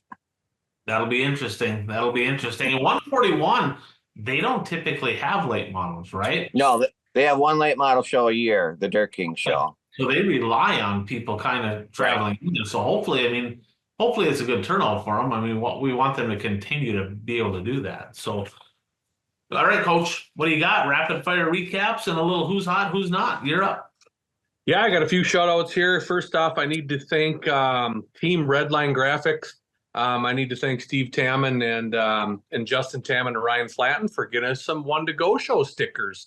So they're getting out there, Bert. We got them on a few cars up at Viking Speedway. So make sure any drivers out there, if you need a One to Go Show sticker, especially with the sponsorship thing we have coming up here with our pick'ems, you might be able to get a One to Go Show sponsorship next year and pick up a few $1,000s. So again, special thanks to Team Redline Graphics.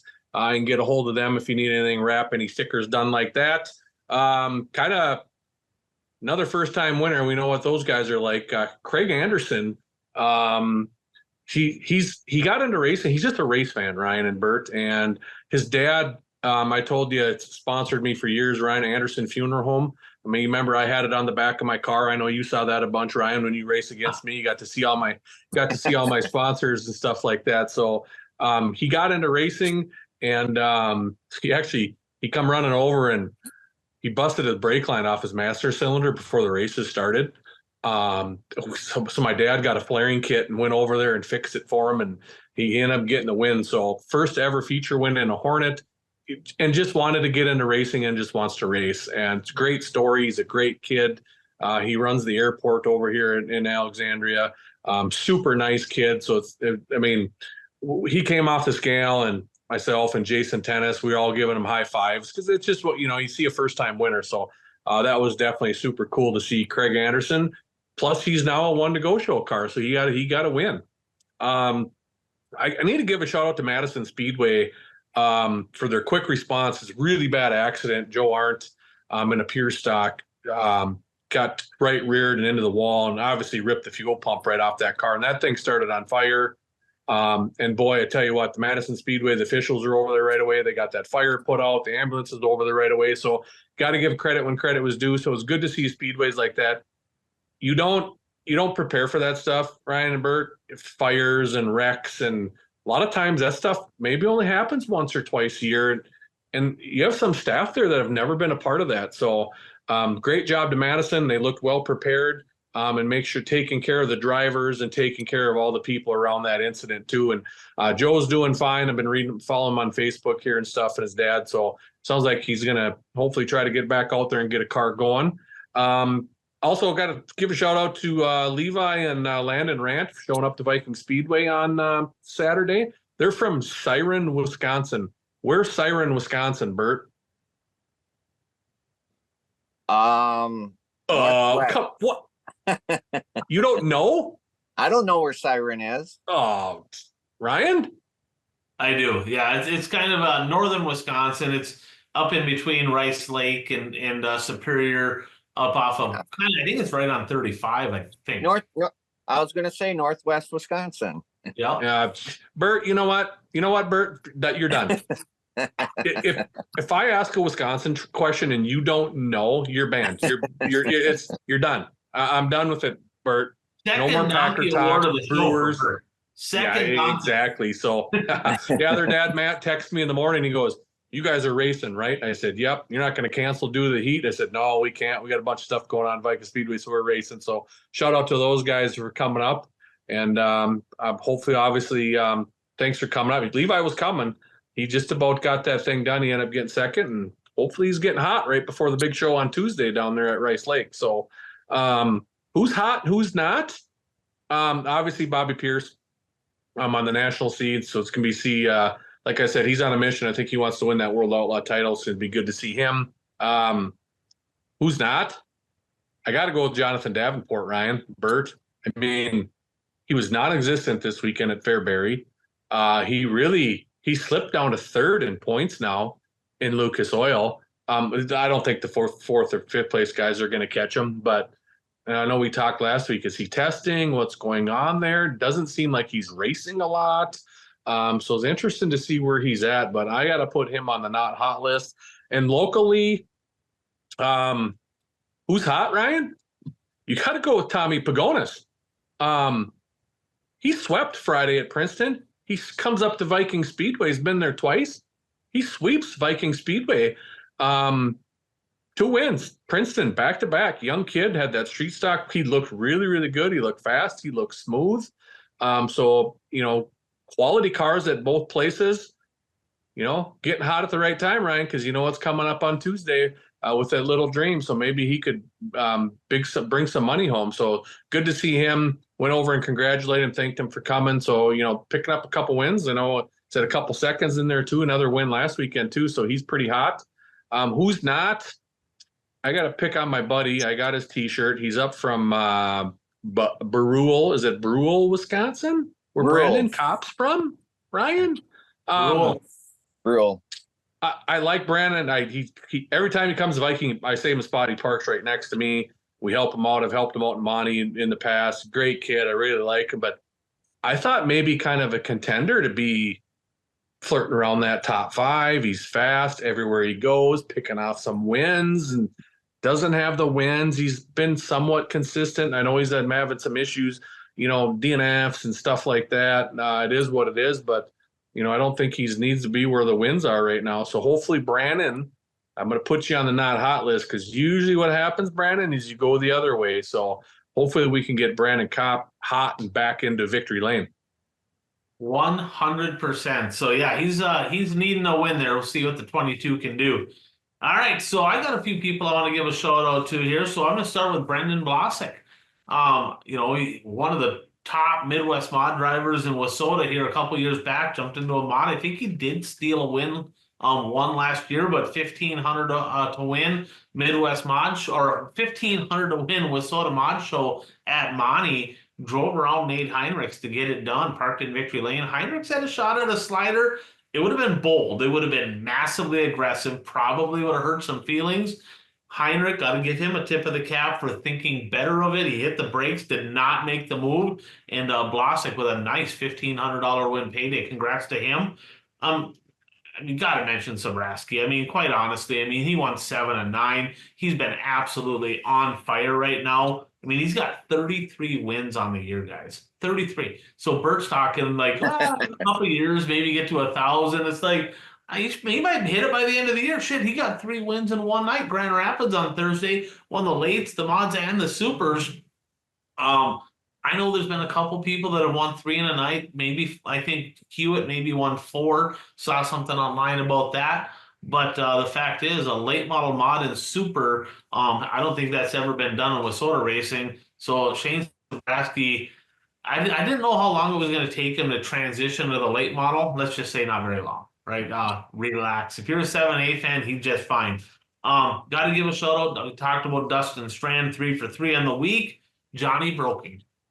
Might have picked that guy here this past week for Hibbing. In one of my bold predictions, he's going to win a couple, 5,000 to win payday up in Hibbing, and he put a beat down on the boys, kind of drove away. Burdick, who's been absolutely horrible as of late, had a really nice run, fell back quite a ways, drove back to second, never had a shot at Broking. Maybe with the yellow it would have been a race, but congratulations, Johnny Broking. On the other hand, his dad, I don't know, how many seconds can you get in a year before you're just kind of considered washed up like me? I don't know. Got a rookie out there, Andrew Inman, 3rd win of the year, kind of putting a beat down on the old veteran, on old dad there. So, Bob, get her together there, guy. But Johnny, congratulations. Sam Mars. Sam Mars is turning into a race car driver, guys. I get it. He didn't make the show with the Twin 25s. What did he do? Rebounds, wins at Cedar Lake, the month of money a couple weeks back. $5,000 to win KME late model special Friday at the Gondik Speedway. Sam Mars, he was in 4th partway into that race, drove on the bottom. Really, really nice race by Sam Mars. Drove out front, Provenzino in tow, he got 2nd. But Sam Mars is really putting together his best season ever, and the future is pretty bright for that 28. Mike Stearns. Mike Stearns with a pair of wins this past weekend again, right? He is quietly becoming one of the favorites to win the national title in the modified division because Sobraski's just not racing, right? Sobraski's still right there. Buzzy Adams has the most wins, but boy, he has not been very good as of late. And Mike Stearns, though, crawling into that, and he's kind of putting a goal in mind of he wants to be contending for that deal. So congrats to him. David Simpson from up north of the border. He got 3 this week in the Midwest Mod. That is 16 on the year. He is your current Wissota Midwest Mod national top point leader. 4 straight wins. He had a DNF here, I think, on Saturday. But David Simpson putting together his best season ever. And also congrats, his first ever win at the Gondik Speedway in Thunder Bay. Did you guys get to see the mod race? Pretty good mod race there in Ogilvie. Jody Belfi holding off a hard charge and Clayton Wagaman in the closing laps. Congrats to Belfi. When that place has a berm up top, like Kraus said, we were talking earlier, pretty fun to watch racing. How about this name, guys? Jeremy Castro. You heard that name before, haven't you, Kraus? Feedstock ace from Montana a couple years in a row. Well, he got his first Wissota late model A-main win this past weekend out in Montana. Congratulations, spin to win, Jeremy Castro in the 14. And then Mandan, I was a little concerned about this. So they had the Governor's Cup in Mandan, Dakota Speedway, I think it is, in Mandan, Wissota late models. And I'm thinking, I was talking to TPO, he's thinking about heading out there. And we're like, man, what's the car count going to be? 8, 10. Remember, Devil's Lake had a show, right? So it's like, are they going to get any cars? There's no late models out there. 27 late models. Really, really good show. Mike Gresseth give him an ass whooping, and he kind of just put it to him both nights. So congratulations to both the Dakota Speedway and Mandan and Mike Gresseth on getting it done. A couple other things I want to touch on here. The super stocks right now, a little bit kind of out of reach. I mean, you got Dexton Cook right now. He's got 16 wins. I think Kurt Myers maybe has the second most at 9. Modified is pretty tight. Late models we talked about. Midwest Mods, Lucas Rodin's at 10. I think he might be the closest guy, him and Joey Jensen, the closest guy to David Simpson at 16. We talked about Brokings at 5. Rob Petroff has 14 wins. He got another win out west this weekend as well. Cody Coomer, so Dirt Race Central Street Stock Tour this past weekend. They raced at Menominee 2 nights in a row. They raced at Cedar Lake. Your winners were Cody Coomer, Justin Vogel, Ty Agan. Coomer had the best weekend, though, a 1st and 2 seconds, so congratulations to him. So on my hot list, I'm going to go with Coomer. That was a super impressive weekend, leading right into the Little Dream, so that's got to give him a boost of confidence right there. David Gravel, it's Sunday night. We're doing the show. He just got done winning again. He won Sunday night at Weed Sports, so surprise, surprise. David Gravel creating even more separation. I'm going to put a couple guys on there. Jeff Provenzino. There's a guy that has literally been in the conversation a lot this year. Had a really nice run in Superior. Provenzino, not stacking wins, but he builds his own race cars. And between him and Johnny Broking, they have 2 kind of cars that aren't like your popular Rocket Longhorn, and they're contending for wins. They're right there, so that's kind of fun to see. But, I mean, you got to have Sobraski, Strand, Simpson, all their rowdy friends. That's kind of on it. On the not hot list, Pat Dorr. I feel bad for the guy. It's like almost like mean putting him on it at this point, but I want to see his shit turn around. He has just been awful I mean, I don't remember a time, in fact, ever, where Pat Dorr has been this irrelevant in the late model world. This is a big weekend for Pat Dorr. This weekend right here is either going to catapult his season into the second half of the season in invite time, or he's going to be so discouraged after the USA Nationals on his home turf that he just kind of wraps it up and really, really lays down, and we'll see what happens. Do you think there's a shot that Pat Dorr steals at least one win this weekend on his home turf at Cedar Lake? There's always a shot. I did not pick him. I did not pick him to win any of the races. Do you think he's going to win? Do you think he's going to get a win this weekend at Cedar? No, I don't.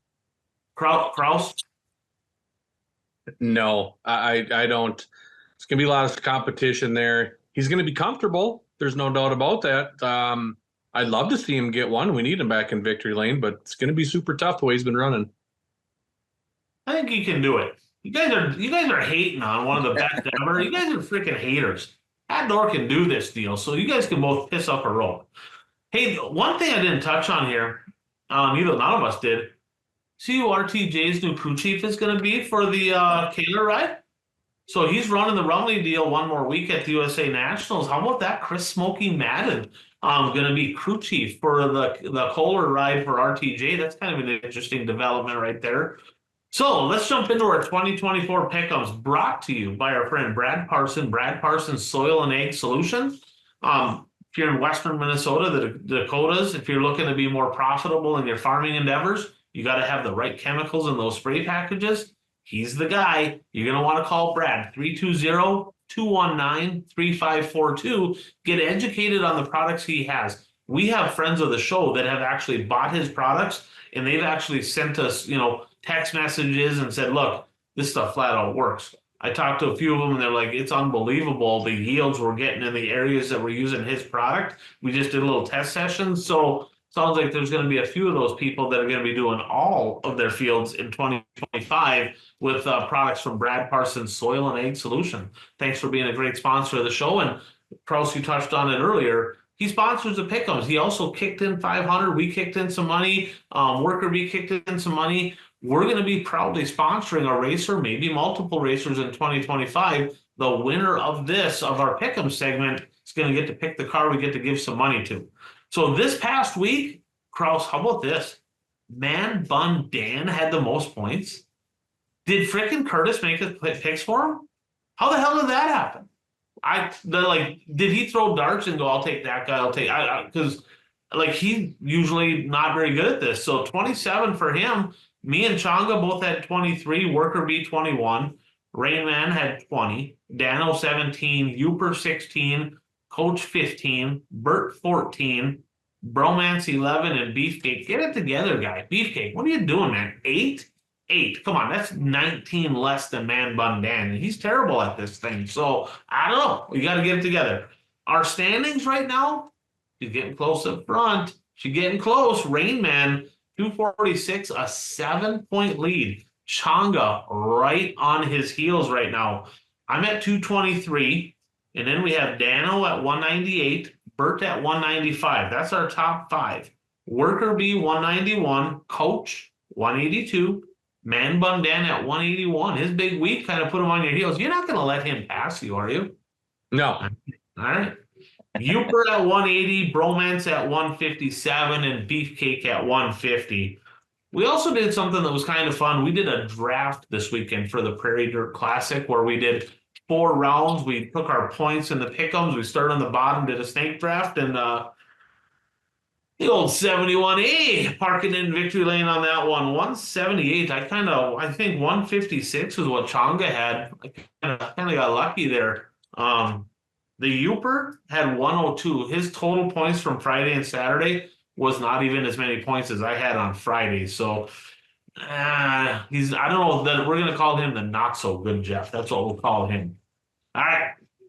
So this week's events, I'll name off the events. You guys name who you have. And then if there's a race in here that you want to kind of talk about, like I know what USA Nationals coming up, go ahead and put a little input into that if you want. But let's talk about this week's events and who we have. So World of Outlaw Late Models. They race Monday at Wilmot, Wisconsin, which is probably the closest track to me, but I'm going to be in Alaska, so I'm not going to go. But Monday at Wilmot, and then they got the USA Nationals Thursday, Friday, Saturday at the Cedar Lake Speedway. Bert, Kraus, me. Bert, who do you got? Bishop, RTJ, Superman for the rebound, and RTJ. I mean, it makes sense not to pick Pierce. I mean, I wouldn't. He's terrible. Well, I would pick Pierce. I mean, I get it. If I pick the same as everybody else, I'm never going to catch anybody. So I'm going to pick different. Fair enough. Coach, who do you got? I got Nick Hoffman on Monday. He's mad at the world right now. Wilmot's kind of different place. He's going to be good there. I'm taking Turbo on Thursday, and I got Pierce Friday and Saturday. All right, so I kind of went with your theory on Monday. I got Nick Hoffman on Monday as well. Then I have Pierce to win Thursday, Friday, and I got RTJ to take home 50 large at the USA Nationals. Well, since we're talking about USA Nationals, I just want to mention I printed off the Fans Fund.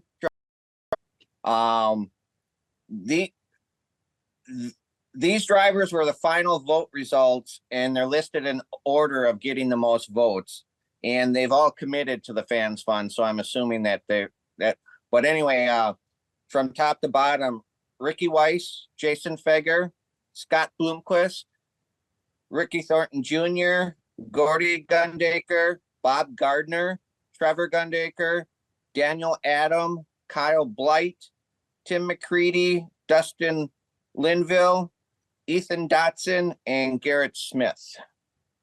And that's how they line up for the Fans Fund Dash as well, right? Based on the points. So, well, I tell you what, that's a super cool deal them guys do to put that together. I mean, that were just a group of fans that said, hey, how do we make this show better? They're not employees of the Cedar Lake Speedway. They're just passionate race fans that want to make a difference. So the tip of the cap to them guys for getting that done. And that's a huge part of the USA National. And here's the trivia question. Who won the first door panel at the first ever Fans Fund event? Burt Lehman. Yes. There's a lucky guess if I ever had one, huh? I won a Billy Moyer door panel, which is really cool. Nice. All right. So that's the USA Nationals, the outlaw portion. So then we got the Hunt the Front late models. They got a pair of shows at Duck River Friday and Saturday. Bert? Overton ×2. Coach? Brandon Overton. Yeah, we could almost probably not pick this one because I also have Brandon Overton ×2. So we all got the same there. I guess I didn't look at everybody else's.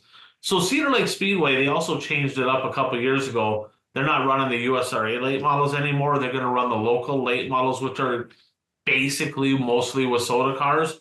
They can run open motors with restrictors and whatnot. But the local late model portion running Thursday, Friday, Saturday as well. Bert? Envelink on Thursday, Mars Friday, and Demo Saturday. Envelink, Mars, Demo? Is that what you said? Okay. Coach? I got Radetsky on Thursday, a Demo Friday and Saturday.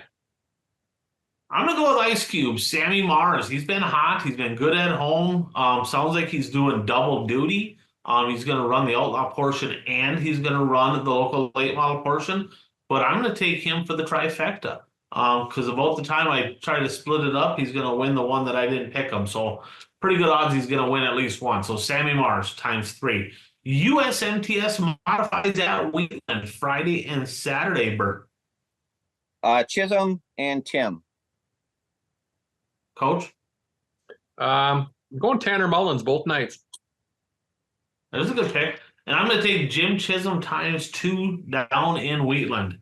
World of Outlaw Sprint Cars I-55, the Iron Man. This is a 55 lapper on Saturday. So, Bert, who do you have at I-55 Peabody, Missouri? Shots and gravel. The Wild Child, Hot Child Jr., both nights. He'll be faster. That's a bull ring. He'll be charging. I'm just scared to pick him because I feel like he's either going to win or rip the whole back half of the car off. So I'm going to take the hottest driver in America right now, David Gravel ×2. Wissota Street Stock Little Dream at the Rice Lake Speedway on Tuesday. Bert. Trainer. Nick Trainer. That'd be he won it twice, right? I think he's won it twice. Twice for sure. Maybe 3. I think twice. Okay.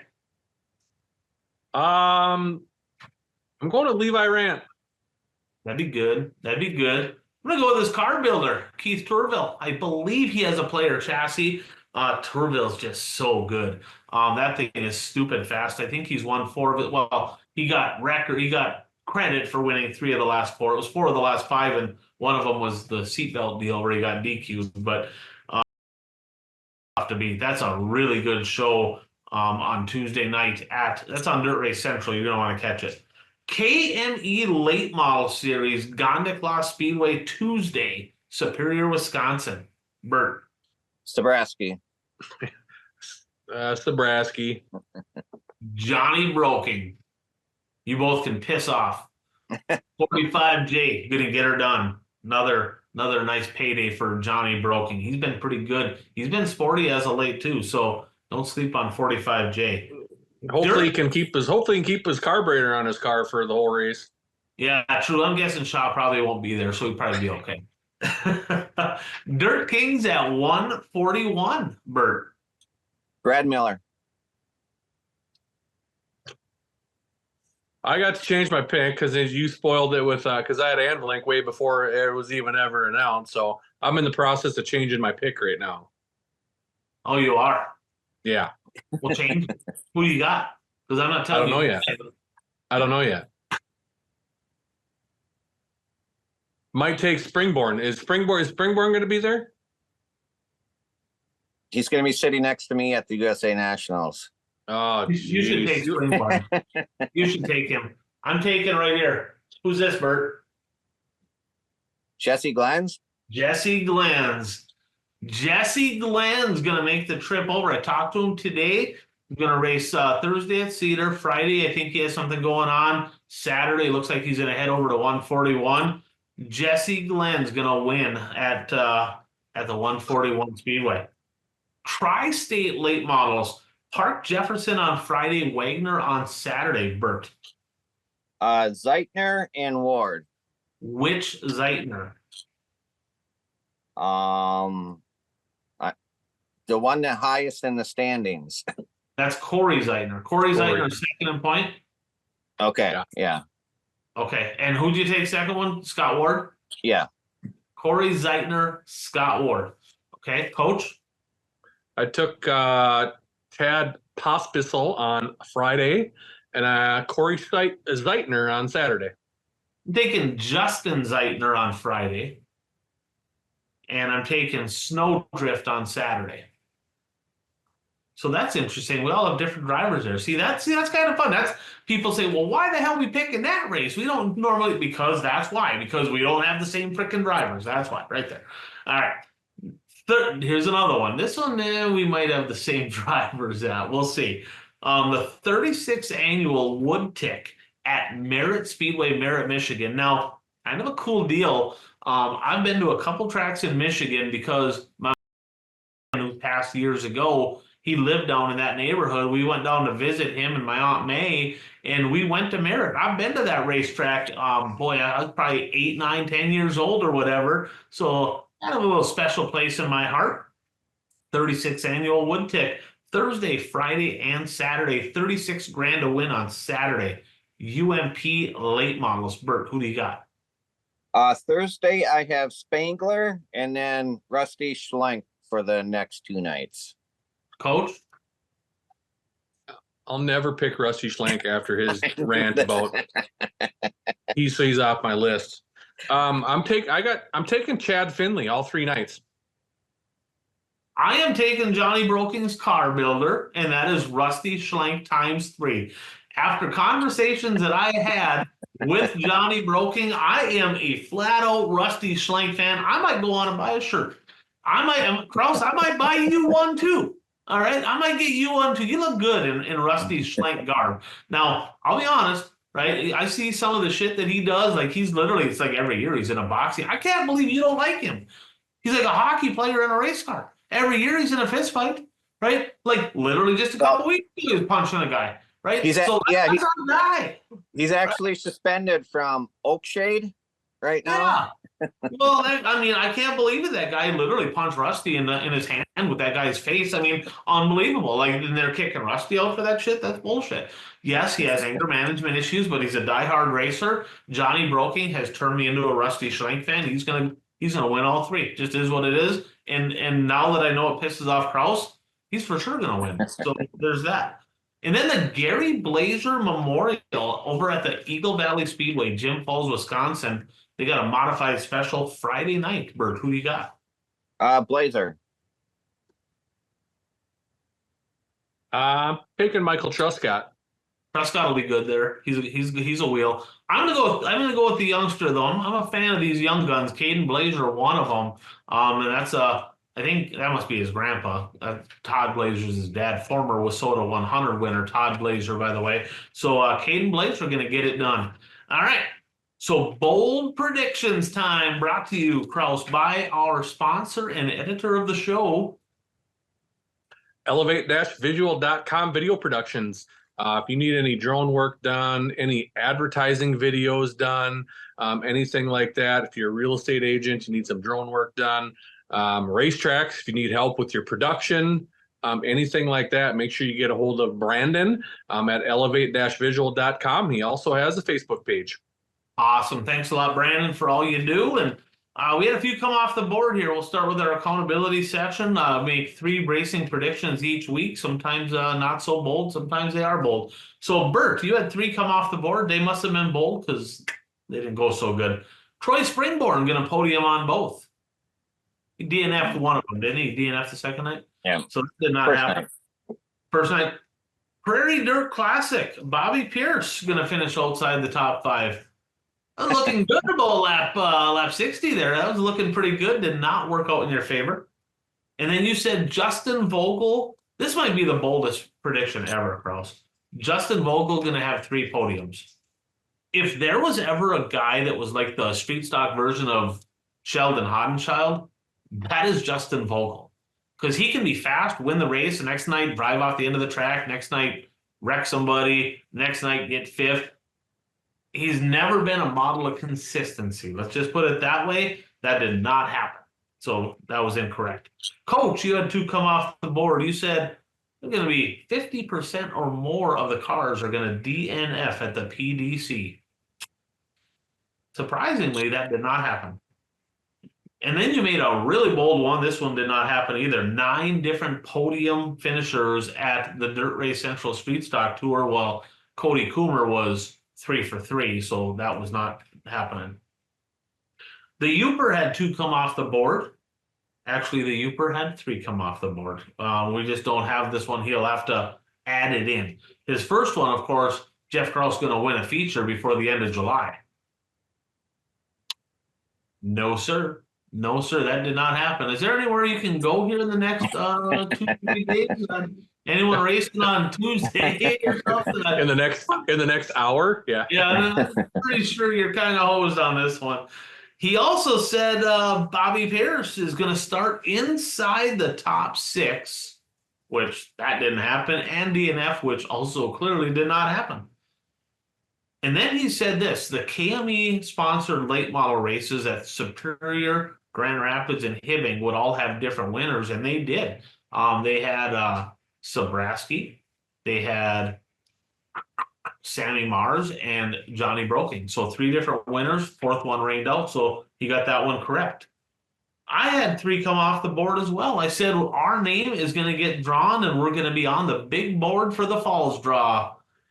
No, that's rigged. That was bullshit. Now imagine being the guy that had Pierce. That would have been a range of emotions. Congrats to them, kind of. Well, and the guy who had Huffman won it last year. I mean, yeah, so he still got, what was it, 20 grand? I think it was 20 grand for, or was it? Yeah, it was 20, right? 50, 20, 12, 7, 5, 3, 2, 1, or whatever. So he still got a freaking hell of a payday. Maybe it was either 20 or 12 for second, but he still got a freaking nice payday. So yeah, So that's bullshit, because if we can't win, we don't really care if anybody else does.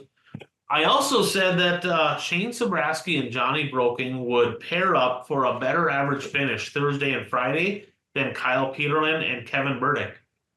That did happen. And then I said the Dirt Race Central Street Stock Tour, 2 nights at Menominee, 1 at Cedar Lake. At least two of the three would be Wisconsin drivers that won. And that happened as well. 2 of the 3, we had Ty Agan and Cody Coomer. Cody Coomer, by the way, first ever win. So then last one here, speaking of that, Fiesta City Podium, we were originally thinking it was going to be a super stock special, ended up being a regular night, but Beefcake said that Carter Rentz, Bailey Roche, and Travis Scott would be your top 3 in no particular order. That did not happen. He also said Pat Dorr was going to get off his schneid and win at Rice Lake on Saturday, $2,000 to win late models. Guys, he only had 10 cars. I mean, I can't believe, unbelievable that they get no support from the Cedar Lake Menominee guys. Pretty sad, in my opinion. Chad Mader getting it done there, but Pat Dorr didn't even show up, so he didn't get that. And then he did say this, though. One of the winners on the Wisconsin swing of the Street Stock Tour would be a first-time tour winner. Cody Coomer, first ever series win, so congratulations on that. So our standings, we keep track of. Go ahead, Bert. You might as well take another one off the board for me. I had predicted Mullen was going to win the Dirt Kings championship. That ain't happening.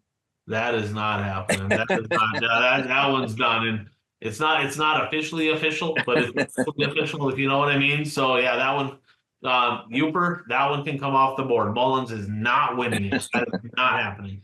All right, we keep track of amount we got correct and then correct percentage.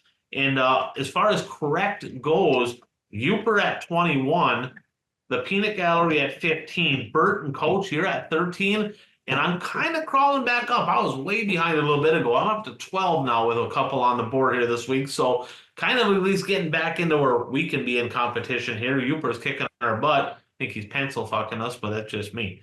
All right, percentage, Uper getting that one right too, is 31.3% correct for him. Peanut Gallery at 25. And I am in third on that one, 22.2%, ahead of Coach at 20% and Bert at 18.3. So we're going to end the show with this. We're going to make 3 laps around the track.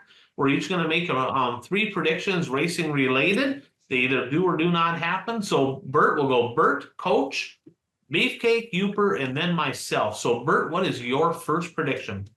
I have a question first. What was it to win the Little Dream last year?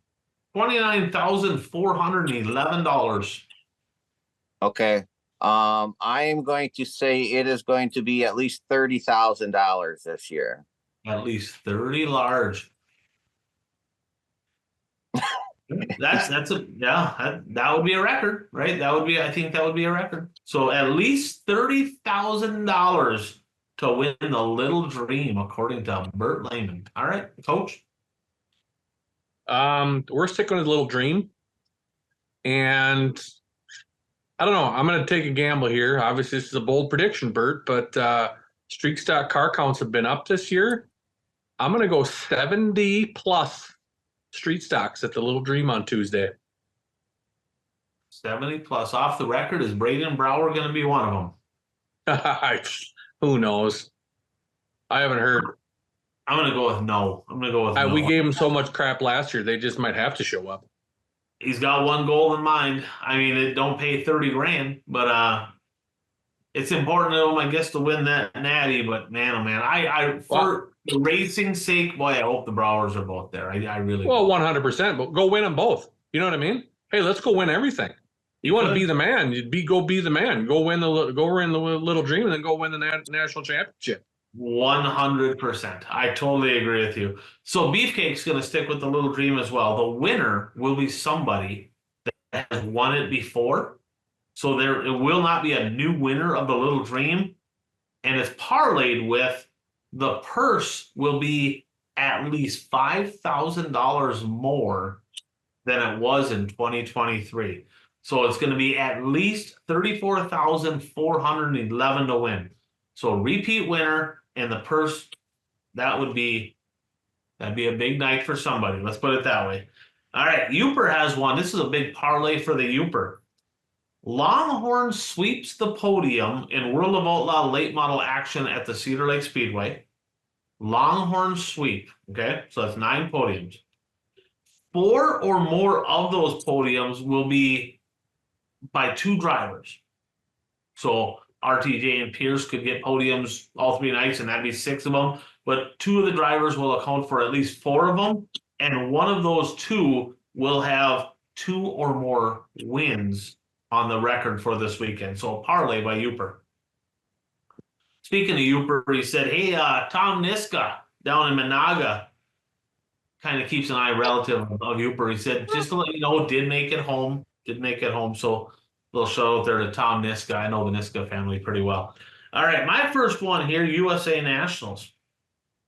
There will be more local late models registered, right? Total cars that were there, than there is World of Outlaw late models. So the local late model portion will have more entries than the World of Outlaw portion. Okay. Bert? I'm going Cedar Lake Speedway. There will be 3 different feature winners for the local late models. 3 different winners in the local late models. Okay. Coach? Yeah, I'm going World of Outlaws too, but I'm going to throw Wilmot in here as well. Just because Pierce is so hot. I know I'm usually really, really bold, but I got to get one here. So I'm going to go 3 out of 4 different winners out of the 4 events with the World Outlaws this year. And with Pierce being so hot, it's hard to do a 4. So I got to go 3 out of 4. 3 out of 4 or 2 out of 3 if in case of one rain out, or do they all got 2 out of 3. 3 out of 4 or 2 out of 3, yeah. Okay, 3 out of 4 or 2 out of 3. All right, Beefcake's second one here, World of Outlaw buggy action. 4 different podium drivers in the races that they have. So there's 2 races, I-55. They have 2 races. There'll be 4 different podium drivers, and the winner will be the same winner both nights. The winner will double up.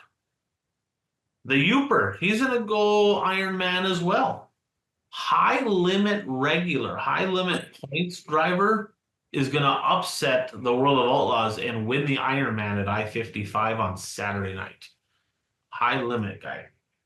Did you see that when you look at my race pad, the high limit, what their sprint cars are called? People's sprint cars. They call it the People's sprint cars. So they're getting creative during the high limits. All right. I'm gonna double down on my bet, but a little softer than my initial prediction. Jesse Glenn's going to be on the podium at 141. And let's face it, he has not had the last couple of years. There ain't no guarantee, right? So first of all, he's got to decide for sure to go there and not Cedar Lake. So Jesse Glenn's on the podium. Dirt Kings action 141. What is that, Saturday night, right, Bert? Saturday? Yes. Okay. All right, Bert, your third and final lap around the track. I'm going to go USMTS, and Jake Tim will have 2 podium finishes with at least 1 victory. Okay.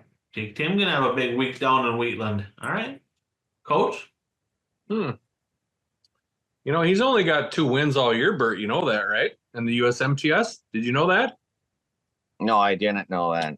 He's point leader. I was darn near about ready to put him on the not hot list because I get you're consistent and you lead the points, but got to get some W's, right? It's all about the W's. I'm going to go to Wheatland as well. The Saturday night feature, top 5 are going to be all different chassis builders. Which night?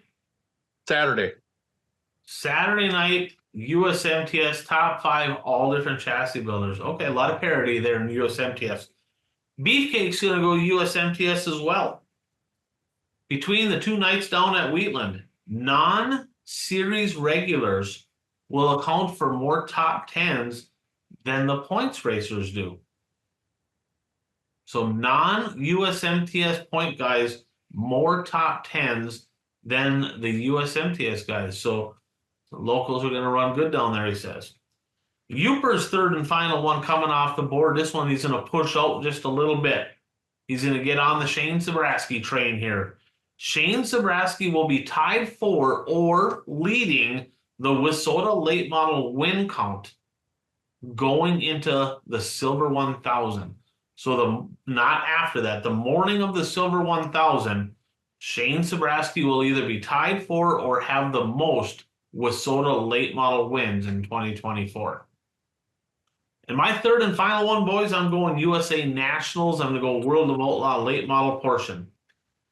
Minnesota/Wisconsin drivers will have at least 2 combined top 10s in the World of Outlaw late model A mains. So Minnesota, Wisconsin combination drivers, at least 2 top 10s in the World of Outlaw late model A main. Kraus is over there going, who the hell does he think that's going to be?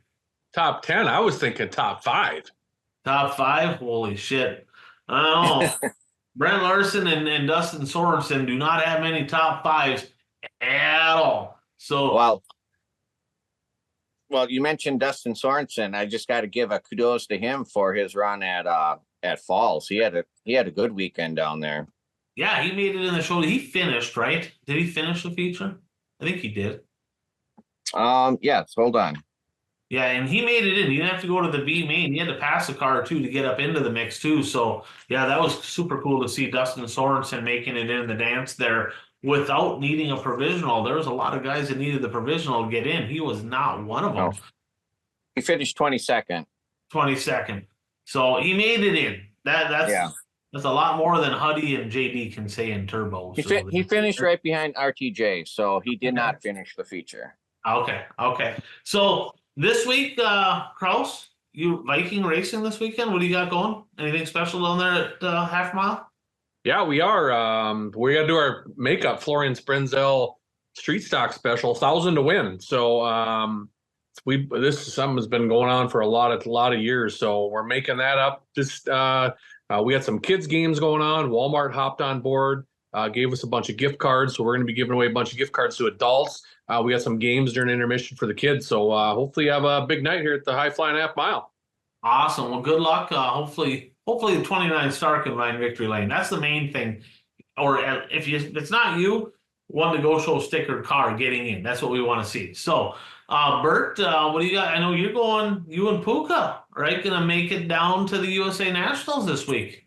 Yes, I'll be at the USA Nationals. I'm leaving Thursday morning, and I'm sure I'll be doing an after show with Puka all 3 nights, I'm sure.